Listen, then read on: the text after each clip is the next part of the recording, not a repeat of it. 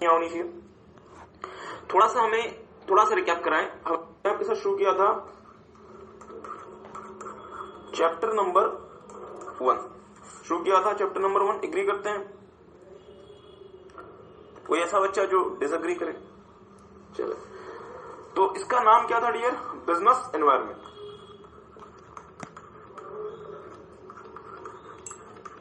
इसका नाम था बिजनेस एनवायरनमेंट। बहुत ध्यान से रिकैप के, मतलब अभी जो हम रिकैप कर रहे हैं बहुत ध्यान से, बहुत अटेंशन के साथ, और वीडियो वाले बच्चे भी बहुत अटेंशन के साथ रिकैप को सुनना है आपको। मुझे बताएं, हमने सबसे पहले आपके साथ बिजनेस का मतलब देखा था, और मुझे बताएं बिजनेस का मतलब क्या था? State of being busy by an individual, group, organisation, society in their regular occupation और प्रोफेशन। ठीक बात है। बिजनेस के लिए रेगुलरिटी की कंडीशन थी और बिजी रहने की कंडीशन थी, प्रॉफिटेबिलिटी की कोई भी कंडीशन नहीं थी। There was no condition of profitability to constitute business. Okay, फिर हमने देखा कि बिजनेस मेरे दो प्रकार के हो सकते हैं। चूंकि प्रॉफिटेबिलिटी की कंडीशन नहीं है, बिजनेस मेरे दो प्रकार के हो सकते हैं। एक है फॉर प्रॉफिट और दूसरा है not for profit. For profit वो बिजनेसेस होते हैं जो कि प्रॉफिट कमाने के उद्देश्य से किए जाते हैं और इनका मेन ऑब्जेक्टिव होता है प्रॉफिट कमाना। नॉट फॉर प्रॉफिट वो बिजनेसेस होते हैं जिनका मेन ऑब्जेक्टिव कोई सामाजिक काम, कोई सोशल वेलफेयर होता है, और प्रॉफिट कमाना इनका एज सच मेन ऑब्जेक्टिव नहीं होता। इनका मेन ऑब्जेक्टिव क्या होता है डियर? Social welfare. ओके, तो ये तो हमारे हैं डियर मेन ऑब्जेक्टिव्स। क्या मुझे बता सकते हैं मेन ऑब्जेक्टिव के अलावा फॉर प्रॉफिट बिजनेस को और किन किन ऑब्जेक्टिव्स का ध्यान रखना पड़ता है? सर्वाइवल, बहुत अच्छा, स्टेबिलिटी, ग्रोथ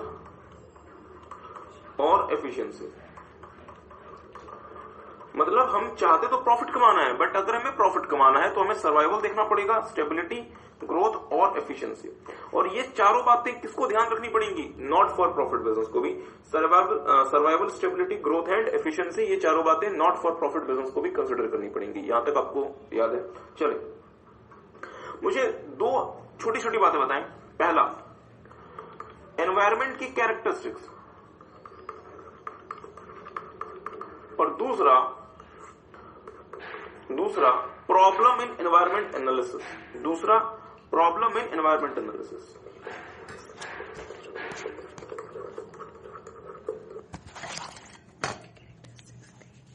क्या प्रॉब्लम्स फेस करने पड़ते हैं? तो कैरेक्टरिस्टिक्स हमारी क्या क्या थी? याद करें। डायनेमिक, क्या कह रहे हैं? डाइवर्स नहीं, कैरेक्टरिस्टिक्स में डाइवर्सिटी नहीं है। प्लीज ध्यान देंगे, वीडियो वाले बच्चे भी ध्यान देंगे। डाइवर्सिटी कहां पे थी? प्रॉब्लम्स में डाइवर्सिटी। ठीक बात है। कैरेक्टरिस्टिक्स में पहला क्या था? डायनेमिक, दूसरा कॉम्प्लेक्स। कॉम्प्लेक्स डियर दोनों में कॉमन है, कॉम्प्लेक्स दोनों में कॉमन है। और प्रॉब्लम में एक चीज और थी, अनसर्टेनिटी। और हमारे एनवायरमेंट के मतलब कैरेक्टरिस्टिक्स में dynamic, complex, multifaceted and far reaching impact.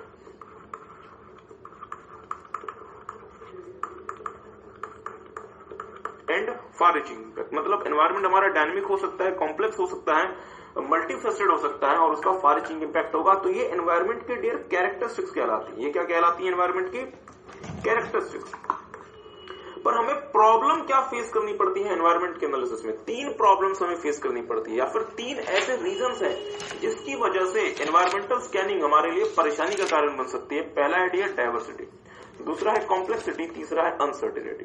There are 3 reasons, there are 3 issues that we have to face due to which the environmental analysis task becomes complex for us. These are diversity, complexity and uncertainty. I hope आपको बात समझ आई। Okay, तो फिर हम थोड़ा सा आगे और प्रोसीड करते हैं। मुझे सोच के बताएंगे एनवायरमेंटल स्कैनिंग में हमें किन किन फैक्टर्स का ध्यान रखना पड़ता था?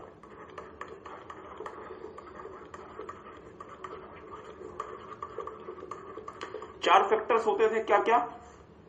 हाँ, इवेंट, ट्रेंड्स, बहुत अच्छा, issues, then conditions. Means there are total 4 factors that we need to consider in the environmental scanning. These are events, trends, issues and expectations. ठीक बात है. इवेंट क्या होता है? एनवायरमेंट में होने वाली हैपनिंग, जो भी चीजें एनवायरमेंट में घटित हो रही हैं, जब वो चीजें एनवायरमेंट में कॉन्टिन्यूस बेसिस पे होने लगेंगी तो वो ट्रेंड बन जाती है. Means trend is what? Grouping of similar और रिलेटेड इवेंट्स.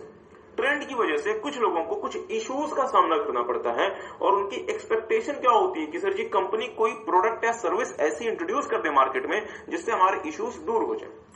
ठीक बात है. तो आपको ये सेम ऑर्डर में याद रखना है डियर. 3 रीजंस होते थे एनवायरमेंट के एनालिसिस के. Means there are 3 reasons, purposes और ऑब्जेक्टिव्स ऑफ एनवायरमेंटल एनालिसिस. क्या मुझे बताएंगे आप कौन कौन से ऑब्जेक्टिव थे?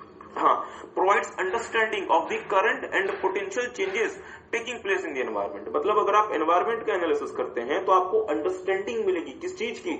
ऑफ द करंट या फिर existing and potential changes taking place in the environment. कि सर जी अभी क्या बदलाव एनवायरमेंट में हो रहा है और भविष्य में क्या बदलाव एनवायरमेंट में हो सकता है, इसकी हमें जानकारी मिलेगी अगर हम एनवायरमेंट का सही प्रकार से एनालिसिस करते हैं. बहुत अच्छा. दूसरा, input for strategic decision making. अगर मैं एनवायरमेंट का एनालिसिस करता हूं तो मुझे इंपुट मिलेगा स्ट्रेटेजिक डिसीजन मेकिंग के लिए. और तीसरा, सबसे इंपॉर्टेंट, अगर मैं एनवायरमेंट का एनालिसिस करता हूं कॉन्टिन्यू बेसिस पे तो मेरी जो थिंकिंग है वो स्ट्रेटेजिक थिंकिंग बन जाएगी. Means facilitates strategic thinking in the organization. If you can do the environment analysis it will facilitate strategic thinking in the organisation.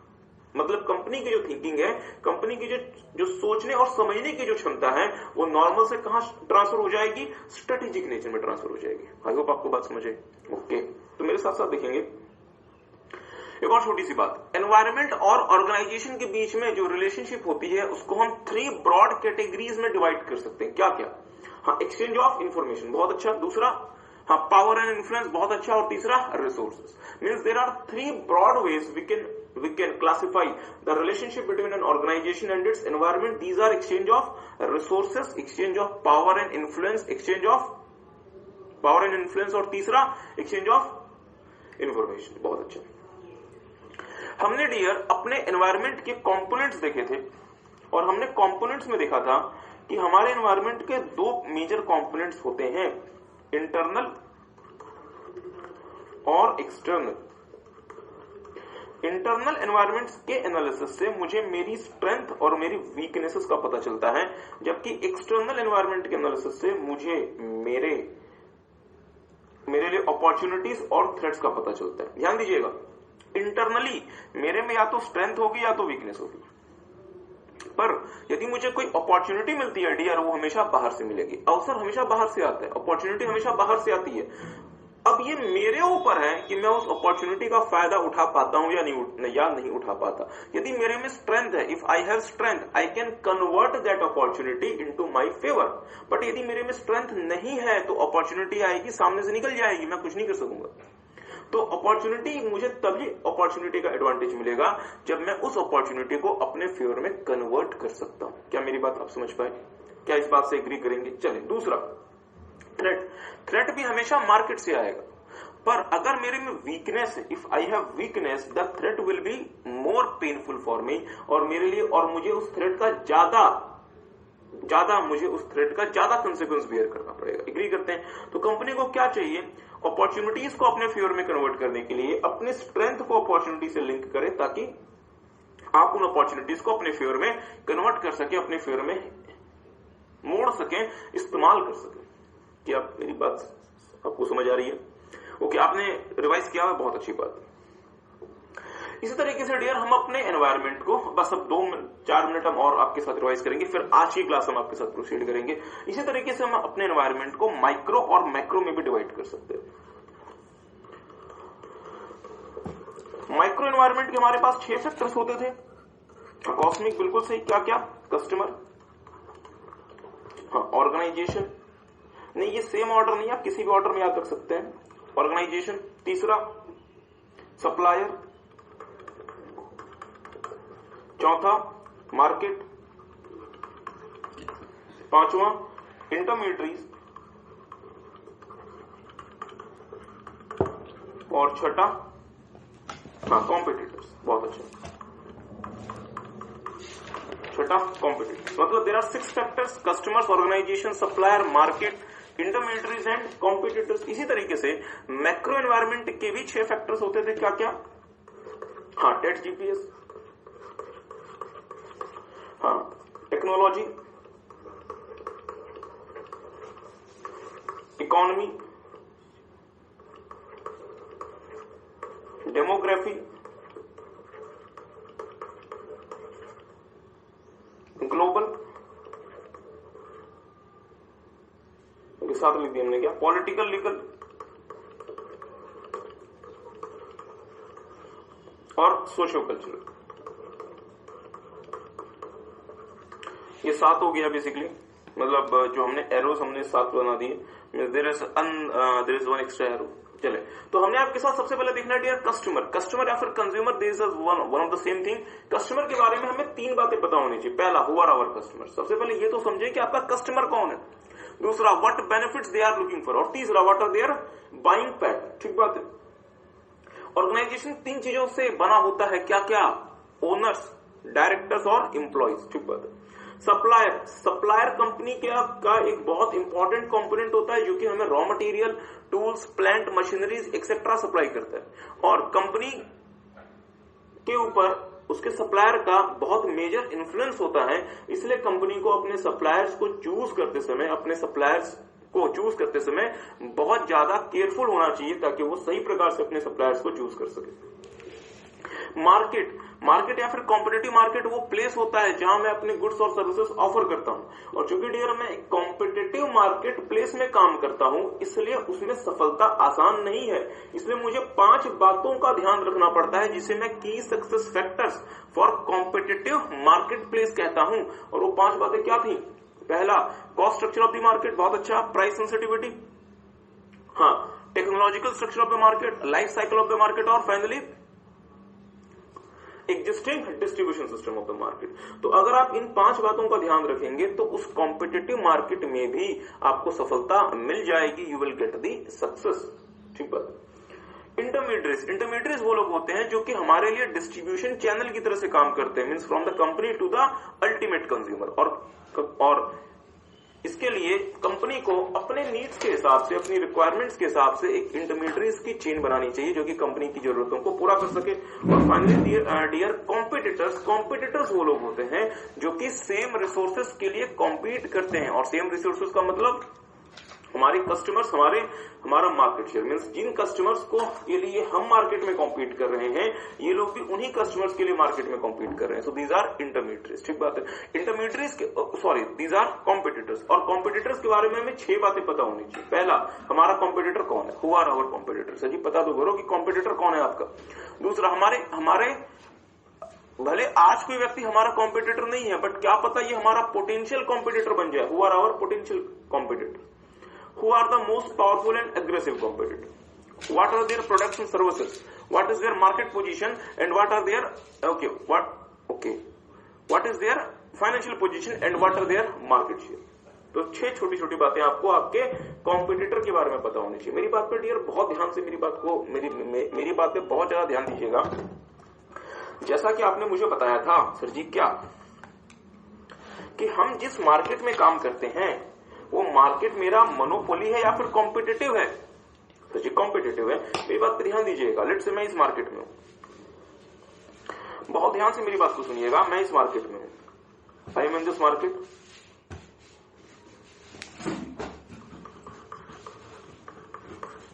मैं इस मार्केट में हूं। मेरे अलावा इस मार्केट में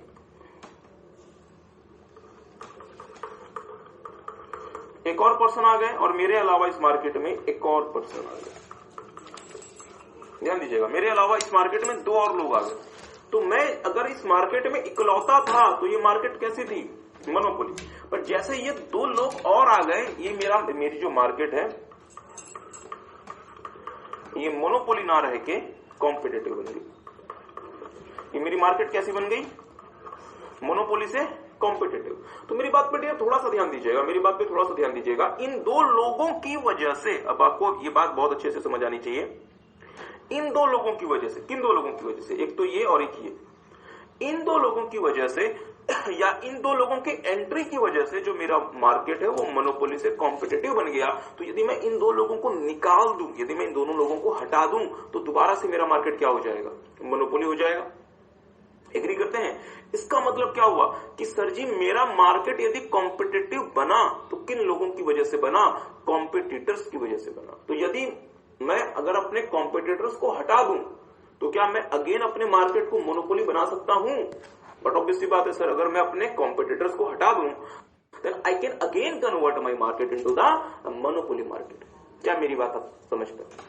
अगर मैं कॉम्पिटिटर्स को हटा दूं, यदि मैं कॉम्पिटिटर्स को हटा दूं तो मैं दोबारा से अपने मार्केट को क्या बना सकता हूं, मोनोपोली बना सकता हूं। बट क्या मैं सरकार से रिक्वेस्ट करूं कि सरकार जी एक काम करो, इन लोगों को बाहर करो और सिर्फ मुझे ही इस मार्केट में काम करना अलाउ करो? क्या ये प्रैक्टिकली पॉसिबल है? नहीं पॉसिबल है। इसलिए मेरे पास दूसरा कोई ऑप्शन नहीं है, मुझे उस कॉम्पिटिटिव मार्केट प्लेस में ही काम करना पड़ेगा। बट सर की मुद्दे वाली बात क्या है जो हम आपको समझाना चाह रहे हैं, इन दो लोगों की वजह से मेरा अच्छा खासा मोनोपोली मार्केट कॉम्पिटिटिव में चेंज हो गया और ये लोग मेरे लिए क्या है डियर, कॉम्पिटिटर्स। ये लोग मेरे लिए क्या है, कॉम्पिटिटर्स।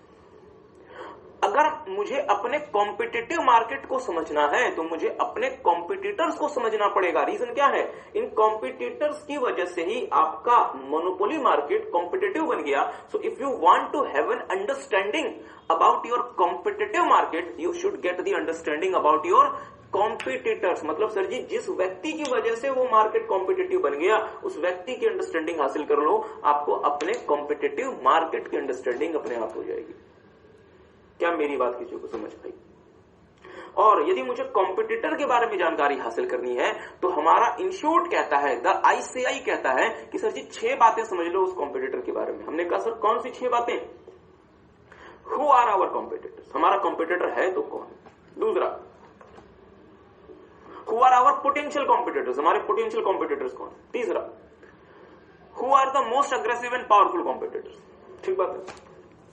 चौथा, what products and services they are, okay, what are their products and services? पांचवा, what are their financial position? और छठा, what are their market share? So these 6 questions will help the company, these 6 questions will help the company to get the understanding about the competitors of the company, and once the company will get the understanding of its competitors, it will get the understanding about its competitive marketplace or its competitive environment. Are you guys getting? क्या मेरी बात किसी को समझ आई? ठीक बात। तो फिर हमने आपके साथ माइक्रो देख लिया। Now we are proceeding towards macro. Macro में डियर हमने आपके साथ 5 फैक्टर्स देख लिए थे और आज के लिए हमने आपके साथ ग्लोबलाइजेशन से शुरू करना है। तो 5 फैक्टर्स को हम थोड़ा सा एक बार आपके साथ रिवाइज कर लेते हैं। पहला डियर हमारा जो फैक्टर है वो है टेक्नोलॉजिकल, और कृपया कृपया कृपया बहुत ध्यान से समझेंगे technological. Very very very important, technological is very very very important factor, क्योंकि डियर आज के समय टेक्नोलॉजी एक रियलिटी है और कंपनीज टेक्नोलॉजी को एस्केप नहीं कर सकती, कंपनीज टेक्नोलॉजी को मना नहीं कर सकती। जैसे एक छोटी सी हम आपको कहानी सुनाते हैं। आप लोगों ने एक पक्षी देखा होगा जिसका नाम होता है कबूतर। हाँ, पीजन। कबूतर के बारे में कहावत बड़ी फेमस है। अब वो रियलिटी में ऐसा होता है नहीं, मैंने कभी एक्सपीरियंस नहीं किया, बट कबूतर के बारे में कहावत बड़ी फेमस है कि अगर कबूतर के सामने उसका कोई एनिमी आ जाए, लेट्स से बिल्ली आ जाए, तो कबूतर क्या करता है, अपनी आंखें बंद कर लेता है। The pigeon will shut it's eyes close. ठीक बात है। और जब वो आंखें बंद कर लेता है तो उसको कुछ भी दिखाई देना बंद हो जाता है और उसको लगता है कि जो खतरा है वो टल गया। तो क्या खतरा टल जाता है या खतरा वही रहता है? खतरा सजी वही रहता है। मैं यदि समस्या या मैं यदि परेशानी के सामने अपनी आंखें बंद कर लूं तो क्या परेशानी खत्म हो गई? नहीं सर, परेशानी तो वही खड़ी है। तो क्या सर मेरे आंख बंद कर लेने से परेशानी गायब हो जाएगी? नहीं। ऑस्ट्रिच, शुतुरमुर्ग, आपने शायद नाम सुना होगा ऑस्ट्रिच के पर, या उसके बारे में कहा जाता है ऑस्ट्रिच के बारे में, ताकि बेसिकली उसको क्या लगता है कि इससे क्या खतरा है? कंपनी अगर अपनी आंखें बंद कर ले टेक्नोलॉजी के सामने, अगर कंपनी टेक्नोलॉजी के सामने अपनी आंखें बंद कर ले तो टेक्नोलॉजी डिसअपियर नहीं हो जाएगी। टेक्नोलॉजी से होने वाला परिवर्तन, टेक्नोलॉजी से होने वाले जो भी चेंजेस हैं वो डिसअपियर नहीं हो जाएंगे, वो चेंजेस वही रहेंगे। क्या मेरी बात किसी को समझ आ रही है? वो चेंजेस वही रहेंगे। हमें क्या दिखना है, अगर हम अपनी आंखें इस टेक्नोलॉजिकल फैक्टर के सामने मूंद लें, so that changes are not going to disappear, changes will be there as it is. तो सर जी इससे अच्छा क्या है? टेक्नोलॉजी के सामने आंखों को ओपन करो और उसे डील करो। हाँ, टेक्नोलॉजी आपके लिए अपॉर्चुनिटीज भी लेकर आएगी और दूसरा टेक्नोलॉजी आपके लिए थ्रेट्स भी लेकर आएगी। टेक्नोलॉजी हमारे लिए अपॉर्चुनिटीज भी लेकर आएगी और टेक्नोलॉजी हमारे लिए थ्रेट्स भी लेकर आएगी। अब ये कंपनी के ऊपर डियर डिपेंड करता है कि हम उन अपॉर्चुनिटीज को अपने फेवर में कन्वर्ट कैसे कर सकते हैं, हम किस तरीके से उन अपॉर्चुनिटीज से फायदा उठा सकते हैं। क्या मेरी बात किसी को समझ आई? ठीक बात है। टेक्नोलॉजी के बारे में हमें क्या क्या फैक्टर्स कंसीडर करने हैं। सबसे पहले हम अभी कौन सी टेक्नोलॉजीज इस्तेमाल करते हैं, what are the existing technologies company uses. दूसरा, वो टेक्नोलॉजीज कितनी क्रिटिकल है। तीसरा, हम उन टेक्नोलॉजीज को कैसे मैनेज करते हैं, खुद से R&D करते हैं या फिर मार्केट से अक्वायर किया करते हैं। चौथा, टेक्नोलॉजी में बदलाव का पेस क्या है। पांचवा, क्या हमारा R&D डिपार्टमेंट सही प्रकार से काम कर रहा है या नहीं कर रहा। और छठा, हमें क्या क्या एडिशनल टेक्नोलॉजीज अक्वायर करनी पड़ सकती है। बस ये 6 इंपॉर्टेंट एस्पेक्ट्स हैं जो कि हमें हमारे टेक्नोलॉजिकल एनवायरनमेंट के बारे में कंसिडर करने होते हैं। आई होप आपको बात समझे। चले, दूसरा जो हमें फैक्टर देखना है डियर, दैट इज इकोनॉमिक। और इकोनॉमिक तो बड़ा आसान है। इकोनॉमिक में क्या है, इकोनॉमिक मीन्स हमें क्या देखना है कि जिस भी एरिया या जिस भी देश या जिस भी जगह पे हम काम कर रहे हैं उस देश की इकोनॉमी का नेचर, डायरेक्शन और साइज कहता है। और इकोनॉमिक एनवायरनमेंट के एनालिसिस के लिए जो हम कुछ इंपॉर्टेंट फैक्टर्स देख सकते हैं वो क्या है, nature of the economy, size of the economy, economic growth rate, per capita income, employment rate, unemployment rate, tax rates, power of fuel prices etcetera, rate of inflation, credit available है या नहीं है, मॉनेटरी पॉलिसी के क्या mechanism है, fiscal policy कैसी है।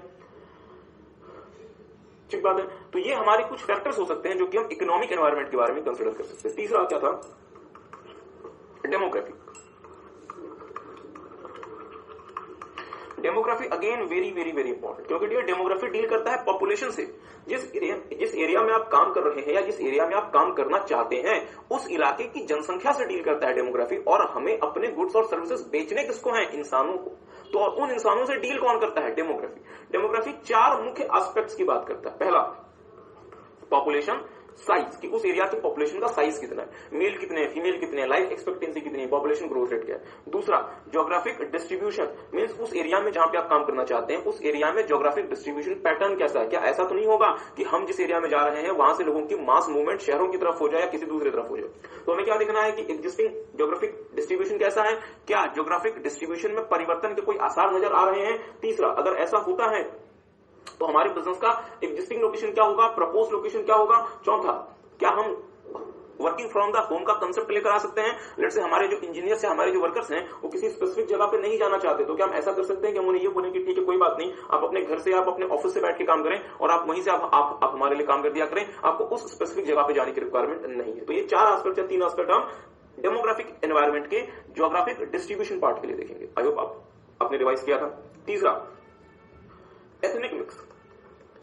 Ethnic mix में हम क्या क्या देखेंगे कि क्या एथनिक मिक्स में परिवर्तन के कोई आसार नजर आ रहे हैं, हमें अपने कस्टमर्स को एग्जिस्टिंग प्रोडक्ट से सर्व करना है या फिर नए प्रोडक्ट या सर्विसेज से सर्व करना है। और तीसरा, बहुत महत्वपूर्ण, क्या हमारा मैनेजर एक कल्चरली डाइवर्स वर्क फोर्स को मैनेज कर पाएगा या नहीं कर पाएगा। जैसे फॉर एग्जांपल बहुत सारी अमेरिकन कंपनीज में ये नियम होता है कि वो सिर्फ और सिर्फ अमेरिकन को हायर करते हैं, वो एशियंस को हायर नहीं करते। रीजन क्या है, अमेरिकन है वो एक माइंडसेट के साथ काम करेंगे। ऐसा नहीं कि सारे अमेरिकन एक ही माइंडसेट के साथ काम करते हैं, ऐसा नहीं। बट हाँ, अगर आप अमेरिकन को देखें और एशियंस को देखें तो आपको उनमें एक वेरिएशन नजर आएगा। हो सकता है कि कोई चाइनीज कंपनी सिर्फ और सिर्फ चीनियों को हायर करे, हो सकता है वो हो सकता है कि भारतीयों को या फिर अमेरिकन को हायर ना करे। क्योंकि अगर आप अपने वर्क फोर्स में अलग अलग प्रकार के लोगों को इंक्लूड करते हैं डियर, तो हो सकता है कि उस वर्क फोर्स को मैनेज करना इतना आसान ना हो। ठीक बात।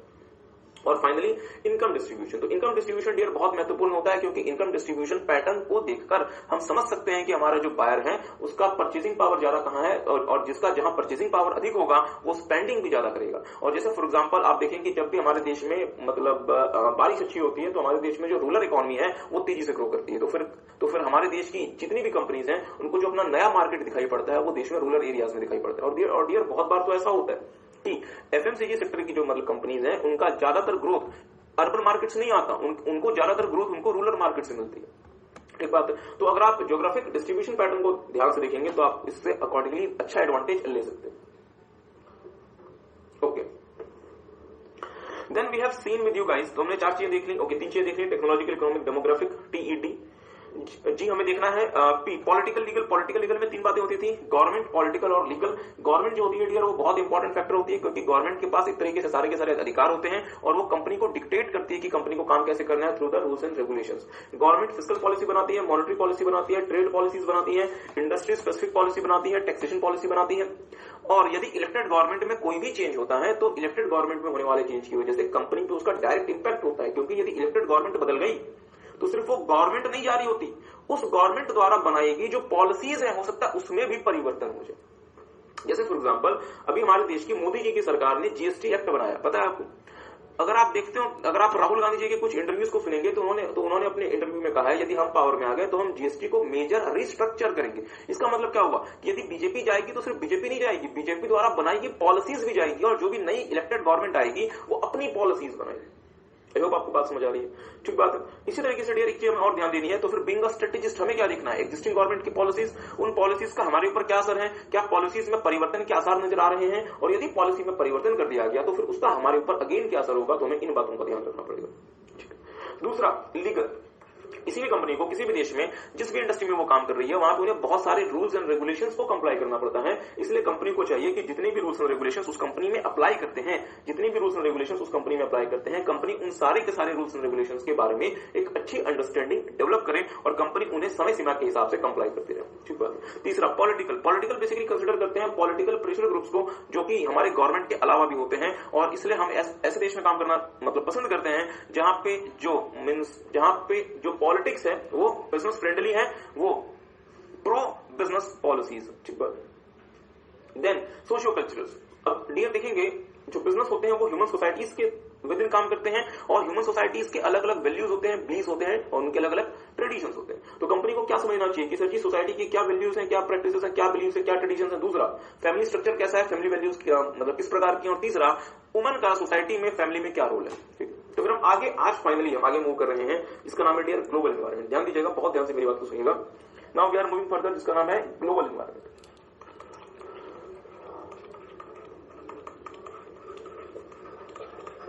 जिसको हम ग्लोबलाइजेशन भी कहते हैं,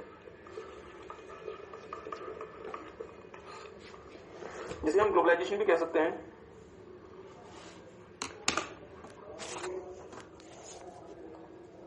for developing countries globalization means process of integration with the world economy. Means हम सिर्फ और सिर्फ दुनिया की इकोनॉमी जो कि आपस में जुड़ चुकी है, तो हम अगर उससे दूर रहेंगे, यदि हम उससे मतलब कट के रहेंगे तो हमें नुकसान होगा। तो हम भी ये काम करेंगे, हम अपनी इकोनॉमी को दुनिया की इकोनॉमी के साथ लिंक करने का काम करेंगे, ताकि यदि दुनिया की इकोनॉमी ग्रो करेगी तो उसका थोड़ा बहुत फायदा हमें भी मिलेगा, ठीक बात है। तो मेरी बात पर ध्यान दीजिएगा। इंस्टीट्यूट ने एक बार क्वेश्चन पूछा था कि क्या ग्लोबलाइजेशन का मतलब हर किसी के लिए सेम होता है, तो आपका आंसर क्या होगा, नहीं।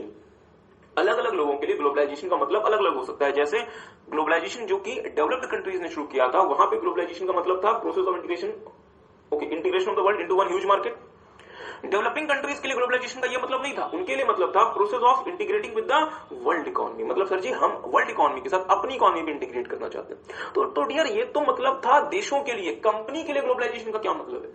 कंपनी के लिए ग्लोबलाइजेशन के डियर दो मतलब होते हैं। पहला, कंपनी दुनिया के अलग अलग हिस्सों में अपना R&D सेंटर बना सकती है, मैन्युफैक्चरिंग सेंटर बना सकती है, सेल्स लोकेशन बना सकती है, अलग अलग हिस्सों में। जैसे फॉर एग्जांपल अगर हम आपको एप्पल का एग्जांपल दें तो देखेंगे, इस वाले फोटो को देखेंगे,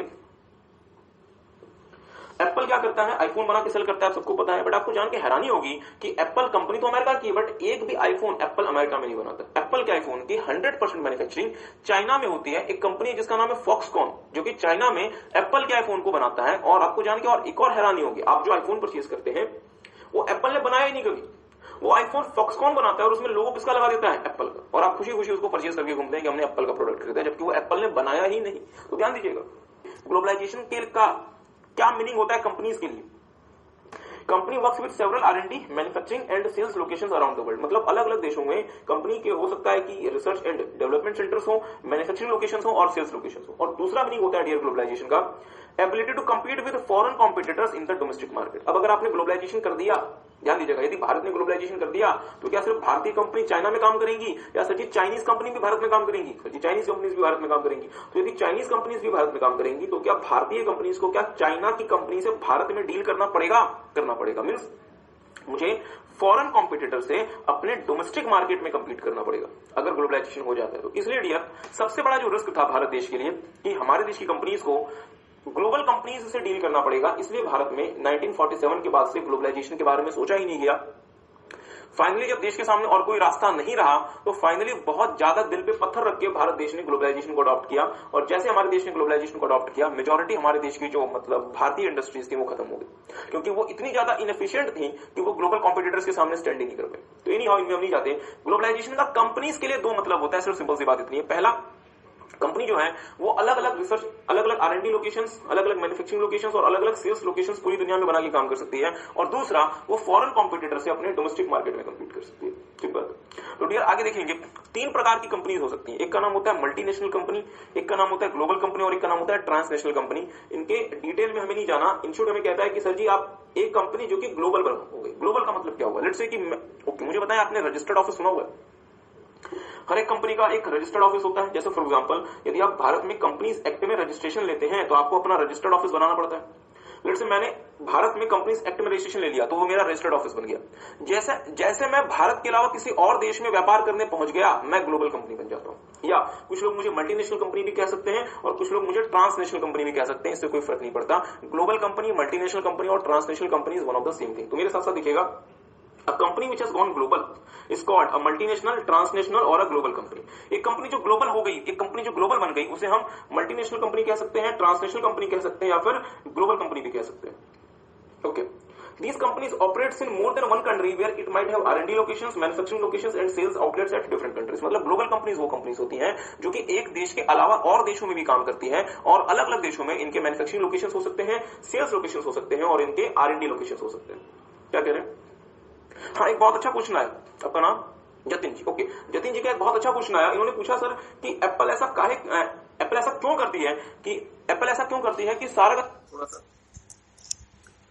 These kind of diverse operations provides cost and other advantage to the company over the competitors। और ये जो competitive advantage आ रहा है डियर, ये हमें क्यों आ रहा है? क्योंकि हमारी जो कॉस्ट है वो कम है। इसको हम competitive advantage in cost कह सकते हैं।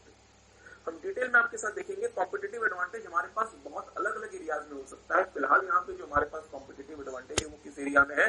कॉस्ट के एरिया में है। मीन सेम प्रोडक्ट हम बहुत कम प्राइस में मैन्युफैक्चर करके सेल कर सकते हैं देन दी मोटोरोला। क्या मेरी बात आप समझते हैं? तो अगर एप्पल चाइना में अपना प्रोडक्शन करती है तो उसे अपने कॉम्पिटिटर्स के मुकाबले क्या मिल रहा है? कॉम्पिटिटिव एडवांटेज मिल रहा है। ठीक बात है। आगे देखिएगा, global company use the world as a one market. Mean जो ग्लोबल कंपनी होती है, वो कंपनी जो कि एक देश से के अलावा बाकी देशों में भी काम करती है, वो पूरी दुनिया को एक मार्केट के फॉर्म में देखती है, एक व्यू से पूरी दुनिया को देखती है। तो टेक सम टाइम, एक बार इसको पढ़ लें।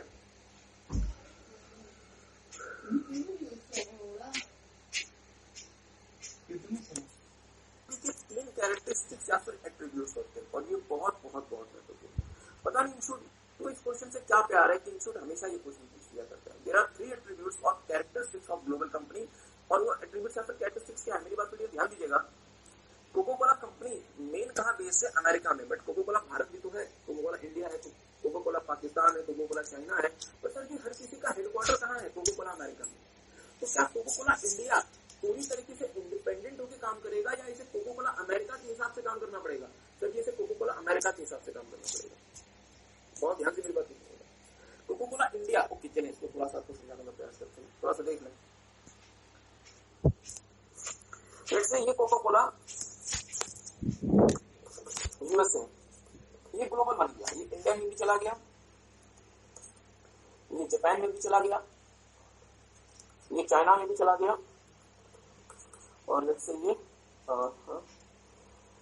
जर्मनी में भी चला गया। और बहुत ध्यान से मेरी बात को सुनिएगा। इंडिया जाके लेट्स से इन्होंने बनाई Coca Cola India, Coca Cola China, Coca Cola Japan, Coca Cola Germany. फिर बात अगली बात ध्यान दीजिएगा, जो Coca Cola India private limited है वो क्या इंडिपेंडेंट है या वो कोका कोला अमेरिका के हिसाब से काम करेगा? ये कोका कोला अमेरिका से लिंक्ड है, एग्री करेंगे? इसी तरीके से कोका कोला चाइना भी कोका कोला अमेरिका से लिंक्ड होगा, कोका कोला जापान भी कोका कोला चाइना से मतलब यूएसए से लिंक्ड होगा और कोका कोला जर्मनी भी कोका कोला अमेरिका से लिंक्ड होगा क्योंकि सर जी इनका हेड ऑफिस है, हेडक्वार्टर कहाँ है? Coca Cola USA. क्या मेरी बात को समझ रहे? मतलब डियर हमारे जितने भी पार्ट्स हैं, जितने भी यूनिट्स और ये लोग क्या कहलाएंगे? यूनिट्स। ये लोग क्या कहलाएंगे? यूनिट्स। मतलब हमारी जितने भी यूनिट्स हैं वो सारे के सारे आपस में लिंक होंगे किसी कॉमन ओनरशिप से। और इस केस में ओनरशिप किसके पास है? कोका कोला यूएसए के पास। एग्री करेंगे?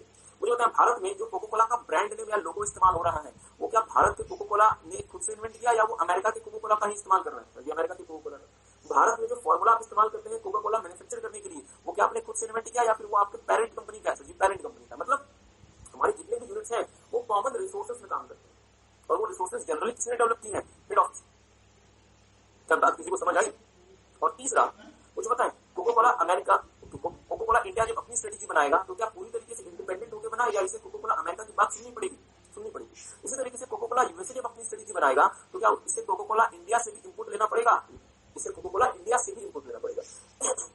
तो ये तीन इंपॉर्टेंट कैरेक्टरिस्टिक्स होती हैं ग्लोबल कंपनी की। पहला, conglomerate of multiple units located in different parts of the globe but linked by common ownership. मतलब जो हमारी ग्लोबल कंपनी होती है ये क्या होती है? कॉन्ग्लोमरेट होती है। कॉन्ग्लोमरेट का मतलब होता है एक तरह से ये समझिए एसोसिएशन, मतलब ऐसी ओके चलिए समझ रहे हैं। कॉन्ग्लोमरेट का मतलब होता है समूह, मींस ग्रुप ऑफ कंपनीज जिनकी ओनरशिप कॉमन हाथों में होती है, जिनकी ओनरशिप सेम हाथों में होती है, कॉमन हाथों में होती है।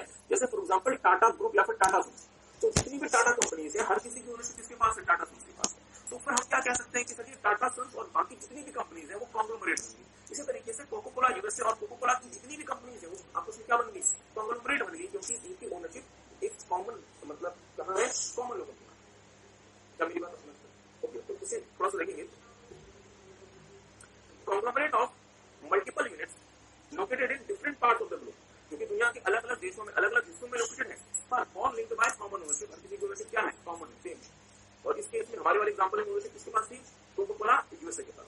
दूसरा, units operate from common pool of resources like finance, credit, patent, trade name etcetera. जितनी भी हमारी यूनिट्स है वो कॉमन पूल ऑफ रिसोर्सेज में काम करती है। मतलब अगर let's say Coca Cola India को फाइनेंस की रिक्वायरमेंट है तो वो पहले किससे पूछेगा? कोको कोला अमेरिका से पूछेगा। कोको कोला इंडिया जो ब्रांड नेम, जो पेटेंट, जो फॉर्मूला इस्तेमाल करेगा वो किसका इस्तेमाल करेगा? कोको कोला यूएसए का इस्तेमाल करेगा। ठीक बात है। और तीसरा, यूनिट्स वो 100% इंडिपेंडेंट होकर काम नहीं करेंगी। मैं ये भी नहीं कह रहा कि Coca Cola India 100% Coca Cola America को फॉलो करेगा, मैं ये भी नहीं कह रहा। और मैं ये भी नहीं कह रहा कि कोको कोला इंडिया 100% इंडिपेंडेंट होकर काम करेगी। हाँ, ये रियलिटी है कि कोको कोला इंडिया की कुछ स्ट्रेटेजीज ऐसी होंगी जो कि कोको कोला अमेरिका नहीं बनाई होंगी, और आप बाउंड होंगे कि आप उनकी स्ट्रेटेजी फॉलो करें, क्योंकि वो आपका हेड ऑफिस है। मतलब हमारी जितनी भी यूनिट्स है वो यूनिट्स हो सकता है कि कुछ कॉमन स्ट्रेटेजीज में काम करें। क्या मेरी बात किसी को समझ आई? Anybody got what I said? ठीक बात है। तो डियर, हमने क्या देखा? ग्लोबल कंपनी की तीन कैरेक्टरिस्टिक्स होती है। पहला, conglomerate of multiple units located in different parts of the globe linked by common ownership. दूसरा, all units works on some common pool of resources like finance, trade name, brand name, patent, credit etcetera. और तीसरा, units works on some common strategies. तो मेरी बात ध्यान दीजिएगा, इसको याद रखना बहुत जरूरी है। तीन शब्द है, मतलब तीन ही लाइनें हैं, बट इसको याद रखने का बहुत आसान सा तरीका है। COW, काउ, गाय। मेरी बात करिए, ध्यान दीजिएगा, किसी भी व्यक्ति के लिए भारत देश में आप देखें मीन्स कहीं भी गाय जो होती है, काउ जो होती है, वो उसको बेनिफिट दे रही होती है। गाय क्या खाती है? घास खाती है, बट आपको दूध देती है। ठीक बात। Keywords to memorize characteristics or attributes of global company. That is cow, COW. याद रखने के लिए आप ऐसा कर सकते हो कि काउ को मार के ग्लोबली एक्सपोर्ट करना बैन है। ठीक है, ग्लोबल कंपनी की कैरेक्टरिस्टिक्स, काउ को मार के ग्लोबली एक्सपोर्ट करना बैन है। So cow, C stand for conglomerate of multiple units located in different parts of the world या global but linked by common ownership।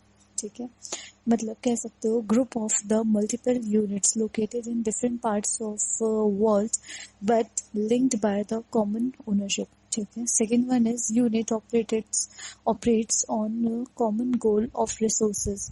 Units operates on common pool of resources like finance, credit, patents, trade names, etc. Third one is W. Units works on some common strategy. जितनी भी units है वो किसी common strategy पे काम करती हैं। Why do companies go global? Reasons of globalization, मतलब कंपनी ग्लोबल क्यों बनना चाहती है? कुछ रीजन जो कि इंश्योर कहता है। पहला, faster travel, communication and transfer of information. आपको जान के हैरानी होगी डियर, जिस समय ब्रिटेन भारत में राज किया करता था तो उस समय एयर वे तो होता ही नहीं था, मतलब एयरक्राफ्ट तो होते ही नहीं थे। मीन्स आप आसमान से फिर आप मतलब आप वाया एयर रूट तो आप ट्रेवल ही नहीं कर सकते थे। तो अल्टीमेटली आपको सी रूट से ट्रेवल करना पड़ता था, और एक एस्टिमेशन के मुताबिक 3 से 6 महीने का समय लग जाता था भारत से यूके जाने आने में। Means it used to take up to 100 days, even more, for a person to go to India from UK। और अगर आपको इंडिया से यूके जाना तो अगेन आपको 100 दिन लग जाता। जाए कि सर जी ग्लोबलाइजेशन के क्या क्या रीजन है, तो आपका क्या आंसर होगा? Faster travel, communication and transfer of information ने हमें एनकरेज किया किस चीज के लिए कि सर जी ग्लोबल बनो। दूसरा, हमारा जो डोमेस्टिक मार्केट है वो छोटा है, इसलिए हमें ग्लोबल बनना पड़ा। तीसरा, पेट्रोलियम माइनिंग इंडस्ट्रीज को ग्लोबलाइजेशन में जाना ही पड़ेगा, अदरवाइज वो प्रोडक्ट उनके पास नहीं आएंगे। चौथा, फॉरेन मार्केट बहुत तेजी से ग्रो कर रहा है, तो इससे अच्छा है कि फॉरेन मार्केट में जाके काम करो। और पांचवा, अगर हम हाईटेक या फिर अगर हम एंटरटेनमेंट इंडस्ट्री में काम करते हैं जहां पे हमारी R&D कॉस्ट बहुत ज्यादा है, तो उस कॉस्ट को रिकवर करने के लिए हमें एक बहुत बड़ा मार्केट चाहिए, इसलिए हमें ग्लोबल होना पड़ा। आई होप आपको बात समझ आएगी। चले, सो टेक सम टाइम, एक बार इसे देख लें।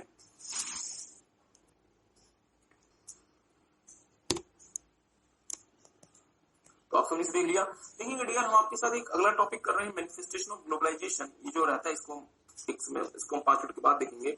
मैनिफेस्टेशन ऑफ ग्लोबलाइजेशन, मैनिफेस्टेशन का मतलब हुआ कि ग्लोबलाइजेशन हम कैसे कह सकते हैं, हम या इसका फीचर्स ऑफ ग्लोबलाइजेशन भी कह लें, या मैनिफेस्टेशन का जो सही मतलब होता है डियर, वो मीनिंग होता है कि कैसे हम इस बात को इंश्योर कर सकते हैं कि ग्लोबलाइजेशन सही में दुनिया में है, और ग्लोबलाइजेशन सिर्फ और सिर्फ एक कल्पना नहीं है, एक थॉट नहीं है, एक थिंकिंग नहीं है, और रियलिटी में ग्लोबलाइजेशन जैसा कुछ दुनिया में है।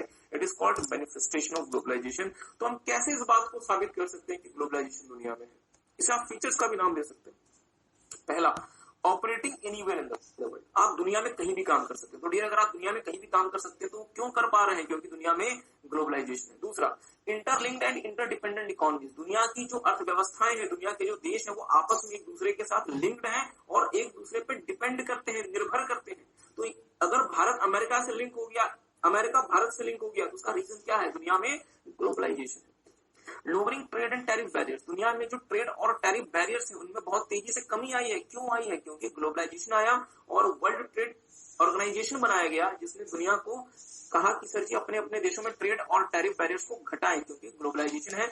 आप एक देश का प्रोडक्ट किसी भी देश में एक्सपोर्ट कर सकते हैं, दूसरा देश आपका प्रोडक्ट इंपोर्ट कर सकता है, इसलिए यहाँ पे ट्रेड और टैरिफ बैरियर बहुत ज्यादा नहीं होना चाहिए।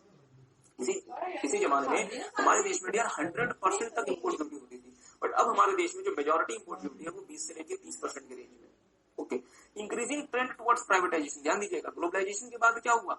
गवर्नमेंट को समझ आने लगा कि सर जी गवर्नमेंट का काम बिजनेस करना नहीं है, गवर्नमेंट का काम बिजनेसेस को हेल्प करना है। इसलिए सरकारों ने खुद से बिजनेस करना छोड़ना शुरू किया और प्राइवेट कंपनी को कहना शुरू किया कि आए आप बिजनेस करें। जैसे फॉर एग्जांपल भारत देश में आप देखेंगे तो सरकार बहुत समय से चाह रही है कि वो एयर इंडिया को प्राइवेटाइज कर दे, लेकिन सरकार एयर इंडिया को ऑपरेट नहीं करना चाहती। वो चाहती है कि कोई प्राइवेट प्लेयर आए, वो आके एयर इंडिया चलाए, हम एयर इंडिया ना चले। ठीक बात है। तो हमने क्या देखा कि जो मतलब सरकारें हैं दुनिया भर में, वो अपना जो बिजनेस है वो उसे विड्रॉ करके प्राइवेट सेक्टर को बोल रही है कि सर जी आप आके काम करें। ठीक बात है। मोबिलिटी ऑफ रिसोर्सेज, ग्लोबलाइजेशन के बाद क्या हुआ? आप दुनिया के किसी भी देश से कैपिटल रेज कर सकते हैं, दुनिया के किसी भी देश से वर्कर लेकर आ सकते हैं और दुनिया के किसी भी देश में जाके प्रोडक्शन कर सकते हैं।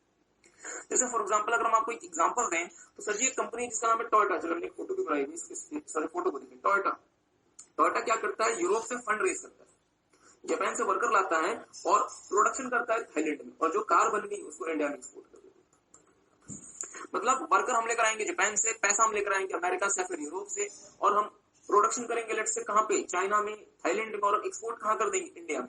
तो डियर ये क्यों पॉसिबल हो सका? ग्लोबलाइजेशन की वजह से। रिसोर्सेज की मोबिलिटी, रिसोर्सेज एक देश से दूसरे देश क्यों जा पा रहा है?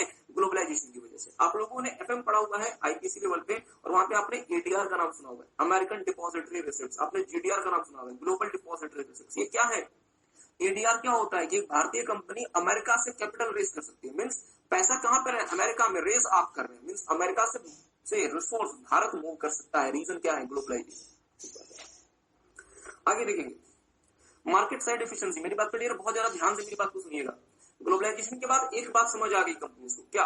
कि सर जी मार्केट बहुत कॉम्पिटिटिव हो गया। जैसा कि हमने आपको थोड़ी देर पहले बताया था कि भारत देश में ग्लोबलाइजेशन की मांग बहुत पहले से चल रही थी, बट सरकार ऐसा क्यों नहीं कर पा रही थी? क्योंकि सरकार को पता था जैसे हमने ग्लोबलाइजेशन को हाँ कह दी, दुनिया भर की कंपनीज भारत में आ जाएंगी, विदेशी कंपनीज, और चूंकि हमारे देश की कंपनीज इनएफिशिएंट है, वो उनके सामने सर्वाइव नहीं कर पाएंगी, वो बंद हो जाएगी।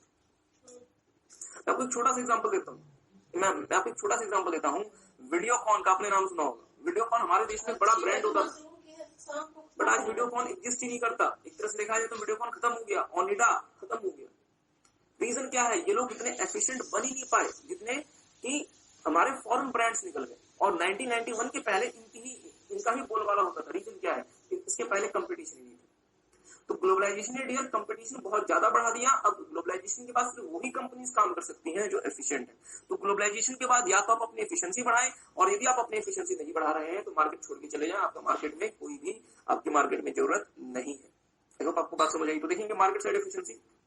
Due to globalization, competition became huge. The extreme competition caused company to work very hard on product quality, reliability, efficiency. Globalization made organizations highly efficient in what they do. मतलब globalization के बाद competition बढ़ गया और companies के लिए बहुत जरूरी हो गया कि वो अपने प्रोडक्ट की क्वालिटी में, उसकी रिलायबिलिटी में बहुत ज्यादा मेहनत करें, और ग्लोबलाइजेशन ने कंपटीशन बढ़ा दिया जिसकी वजह से कंपनीज को भी एफिशिएंट बनना पड़ा। ठीक है। और finally formation of regional blocks. अब मेरी बात पे डियर थोड़ा सा ध्यान दीजिएगा, मेरी बात पे थोड़ा सा ध्यान दीजिएगा। आपको पता है डियर, भारत हो गया, पाकिस्तान हो गया, बांग्लादेश हो गया, म्यांमार हो गया, भले ये देश अलग अलग हैं, पर चूंकि यहाँ पे हालात एक ही जैसे। रीजन क्या है? क्योंकि बहुत समय तक हम लोग साथ भी रहे हैं। अब लेट से हम अगर इस इलाके में किसी अमेरिकन कंपनी को अलाउ करते हैं, अगर हम अमेरिका को अलाउ करते हैं कि यार अमेरिका आप आओ और आप यहाँ पे आके काम करो, तो इसका नुकसान भारत को भी होगा और भारत के अगल बगल के देशों को भी होगा। एग्री करते हैं?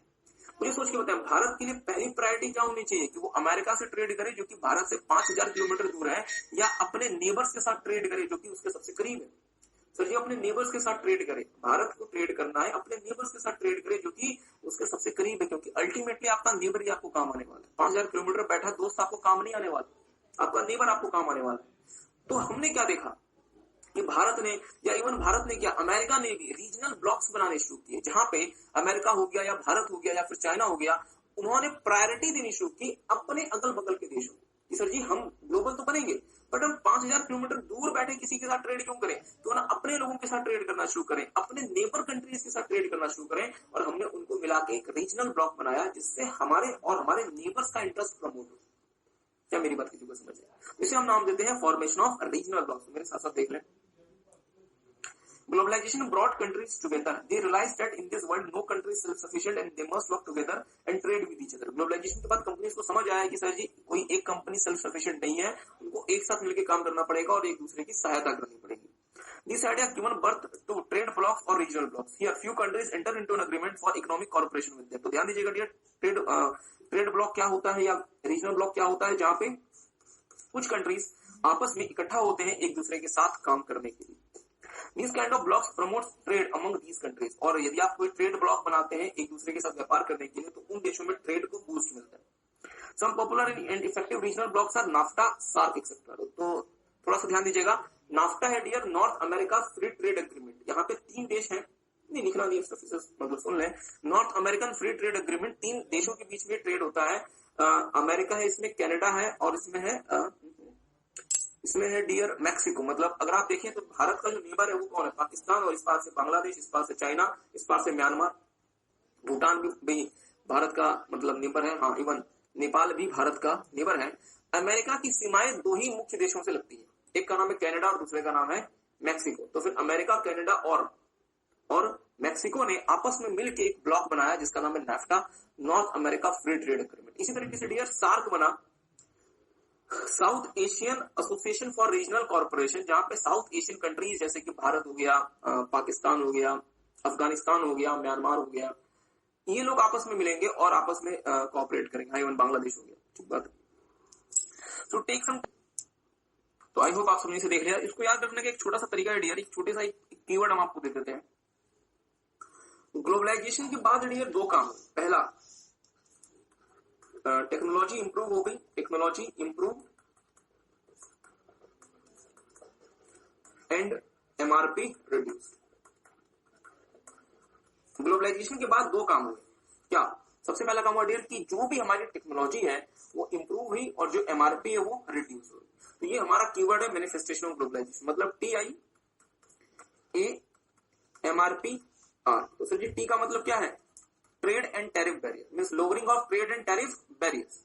आई का मतलब क्या है? Interlinked and interdependent economies. A का मतलब क्या है? Anywhere, operate anywhere in the world. M का मतलब क्या है? Market side efficiency. आर का मतलब क्या है? Regional blocks, formation of regional blocks. P का मतलब क्या है? Privatisation, increasing trend towards privatisation. और अगेन आर का मतलब क्या है, रिसोर्सेस, मोबिलाइजेशन ऑफ रिसोर्सेस। सो आपको 7 पॉइंट्स याद रखने हैं मैनिफेस्टेशन ऑफ ग्लोबलाइजेशन के। आपको भले सारे के सारे पॉइंट्स बहुत अच्छे तरीके से डियर समझ आ जाए, बट एग्जाम में आपको लीड तभी मिलेगी जब आप थोड़ा सा हिंट आपको तभी मिलेगा जब आपको ये कीवर्ड याद होगा। और सिर्फ एक सिंपल सा कीवर्ड है manifestation of globalization, technology improved, DIA and MRP reduce. So this small keyword will help you guys in remembering all the points of manifestation of globalization. T का मतलब trade means lowering of trade and tariff barriers. I का मतलब increasing trend towards privatization. A का मतलब anywhere means operate anywhere in the world. M का मतलब market side. M का मतलब market means market side efficiency.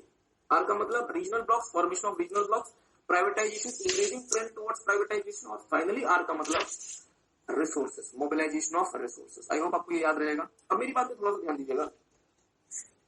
Let's say कि हमें कंपनी है फोर्ड मोटर्स, हम ये कहना चाहते हैं कि यदि कंपनी अपने प्रोडक्ट्स को लोकल कंडीशंस के हिसाब से कस्टमाइज करेगी तो ऐसी स्ट्रेटेजी को हम नाम देते हैं डियर मल्टी डोमेस्टिक। हम इसे क्या नाम देंगे, मल्टी डोमेस्टिक। मीन्स जहां पे कंपनी अपने प्रोडक्ट्स एंड अपने सर्विसेज में एक्सटेंसिव कस्टमाइजेशन करती है लोकल कंडीशंस को कंसिडर करते हुए। जैसे फॉर एग्जांपल पूरी दुनिया में KFC कहीं भी वेज नहीं सेल करता। KFC के जो मतलब रेस्टोरेंट्स हैं पूरी दुनिया में कहीं भी वेज सेल नहीं करते, भारत में आके वेज सेल करना चाहते हैं। क्यों? क्योंकि सर जी नॉन वेज की भारत में ऐसा इतनी डिमांड नहीं है।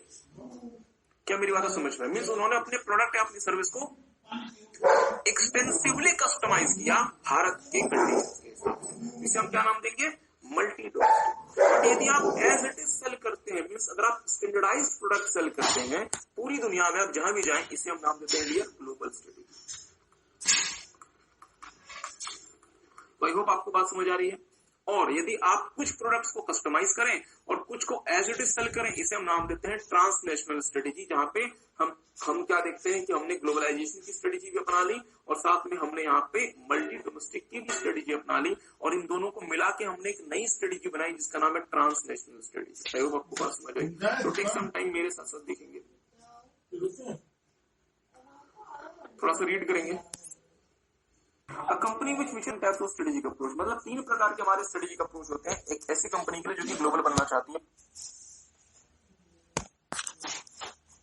पहला, multi domestic strategy.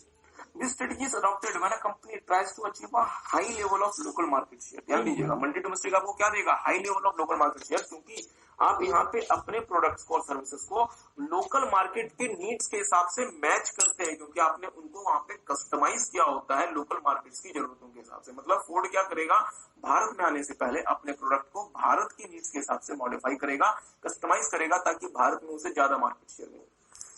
Clear?